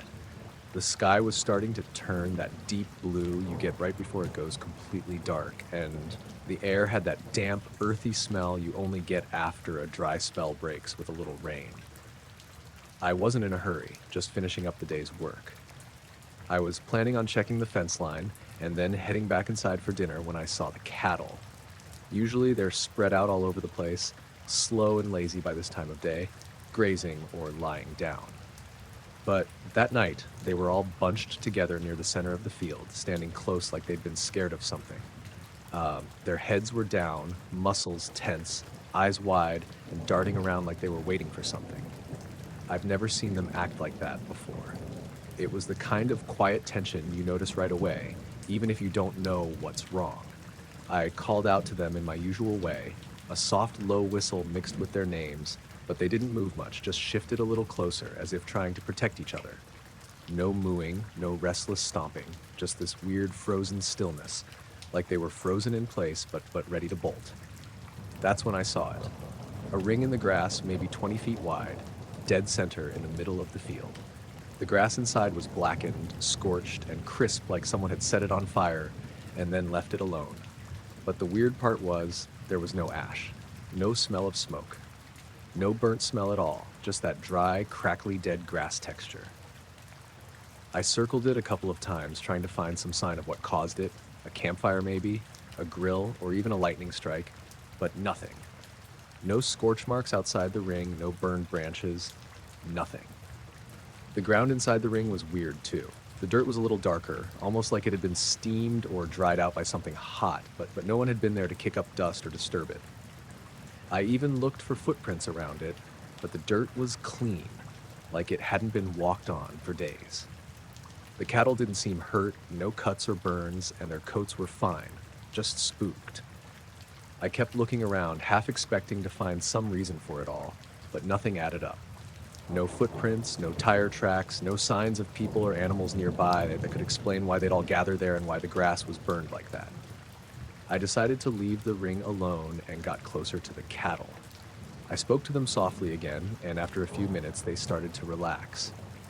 A couple even took a tentative step forward, grazing the grass just outside the ring like they knew better than to go inside it. I wasn't about to force them. When I turned back to the house, I felt this strange heaviness settle over me. I thought about calling my neighbor, but didn't want to sound crazy. We all live out here because we like quiet and no trouble. This wasn't normal, and it didn't feel like something to joke about. That night, I barely slept. I kept hearing what sounded like low humming, barely noticeable, but there, almost like the field itself was breathing. I got up a few times and looked out the window toward the pasture. The moon was high and cast pale light on the grass, but the ring wasn't visible from that far away. Still, every time I blinked, I felt like I was seeing something moving just at the edge of my vision. Something I couldn't quite focus on. The next morning, I went back out with the sunlight, hoping the strange feeling would fade. But the ring was still there, the grass the same burnt black, and the cattle were back to their usual slow, lazy ways like nothing had happened. I thought maybe I'd imagined some of it, the humming, the feeling of being watched. But then I noticed the ground right outside the ring. The grass there was bent flat, like something heavy had pressed down on it and then lifted. It didn't make sense, but I knew I hadn't seen or heard anything that could have done that. I spent the next few days keeping an eye on the field, waiting for something else to happen, but nothing did. No footprints, no other strange marks, no weird noises. Just the same old cattle grazing in a pasture with a weird, dead ring in the middle. I didn't tell anyone. Not really. No point in causing a fuss. Sometimes I catch myself staring at that spot when I'm outside, wondering if something was there or if I just got caught up in one of those things you can't explain. The cattle never go near it now, and neither do I. It feels like the kind of place you just leave alone. That's the story. I don't have an answer for it. I just know it happened.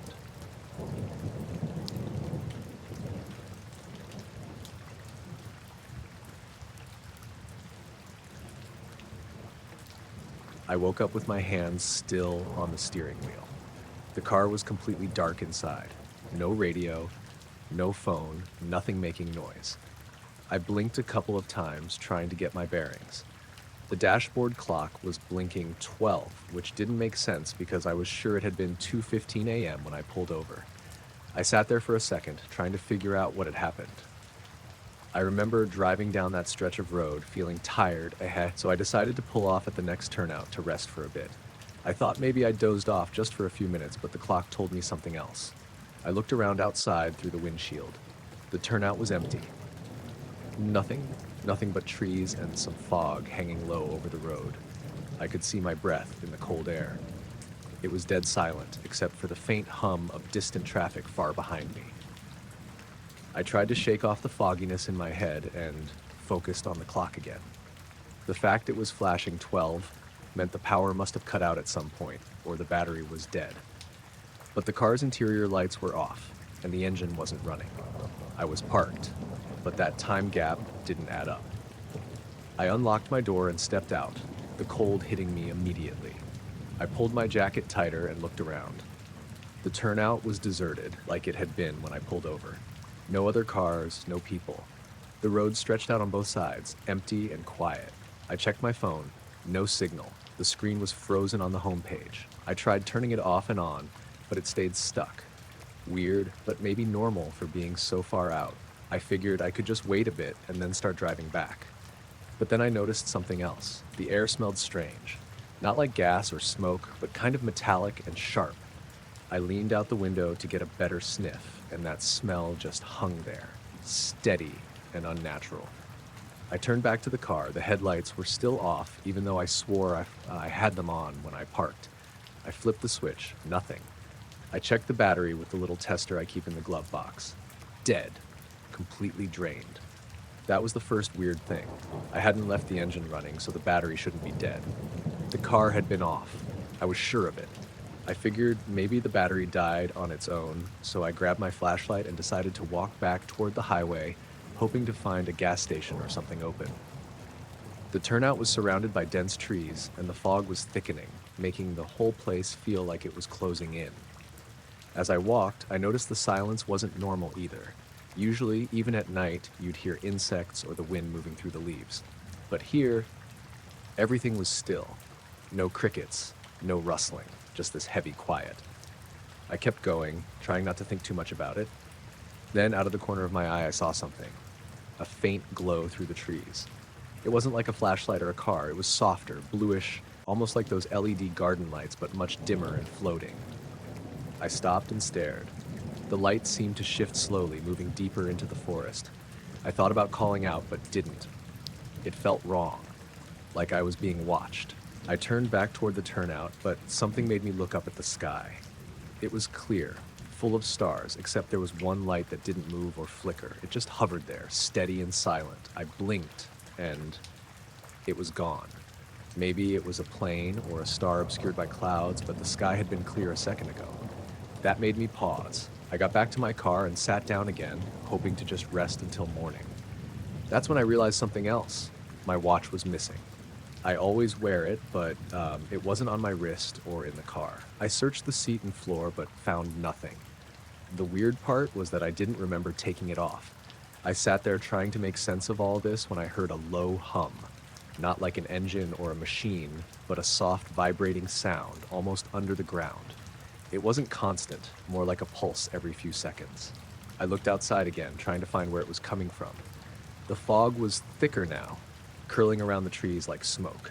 The strange smell was stronger, metallic and cold. Then, from the edge of the turnout, I saw movement. Something dark slipped behind the trees. No sound, just a shadow sliding along the trunks. I blinked and it was gone. I told myself it was probably an animal, a deer or a raccoon, but the way it moved was unnatural. Too smooth, almost deliberate. I started the car, hoping the battery had charged somehow, but the lights stayed dead. The engine wouldn't turn over. I got out again and walked down the road, hoping to catch a passing car. The hum kept pulsing, and the fog seemed alive, shifting and swirling like it had a rhythm.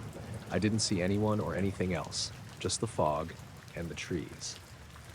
Eventually, I made it back to the turnout, and the car was exactly where I left it. But I couldn't shake the feeling I wasn't alone. The next morning, I called a tow truck and got the battery replaced. The lights and engine worked fine after that, but the weird stuff didn't end there. For days after, I felt like something was watching me, a shadow just out of sight, a presence I couldn't place. And the missing time? The clock on the dashboard stayed frozen on 12 for the rest of the trip, like a glitch I couldn't explain. I still don't know what happened that night. Why the battery died, where the time went, what that light was in the forest, or what moved behind the trees. But I know that night was different. Something was there, just beyond what I could see or understand. I got home okay, but every time I close my eyes, I see that dark shape sliding through the fog, and I hear that pulsing hum, like it's still out there somewhere, waiting.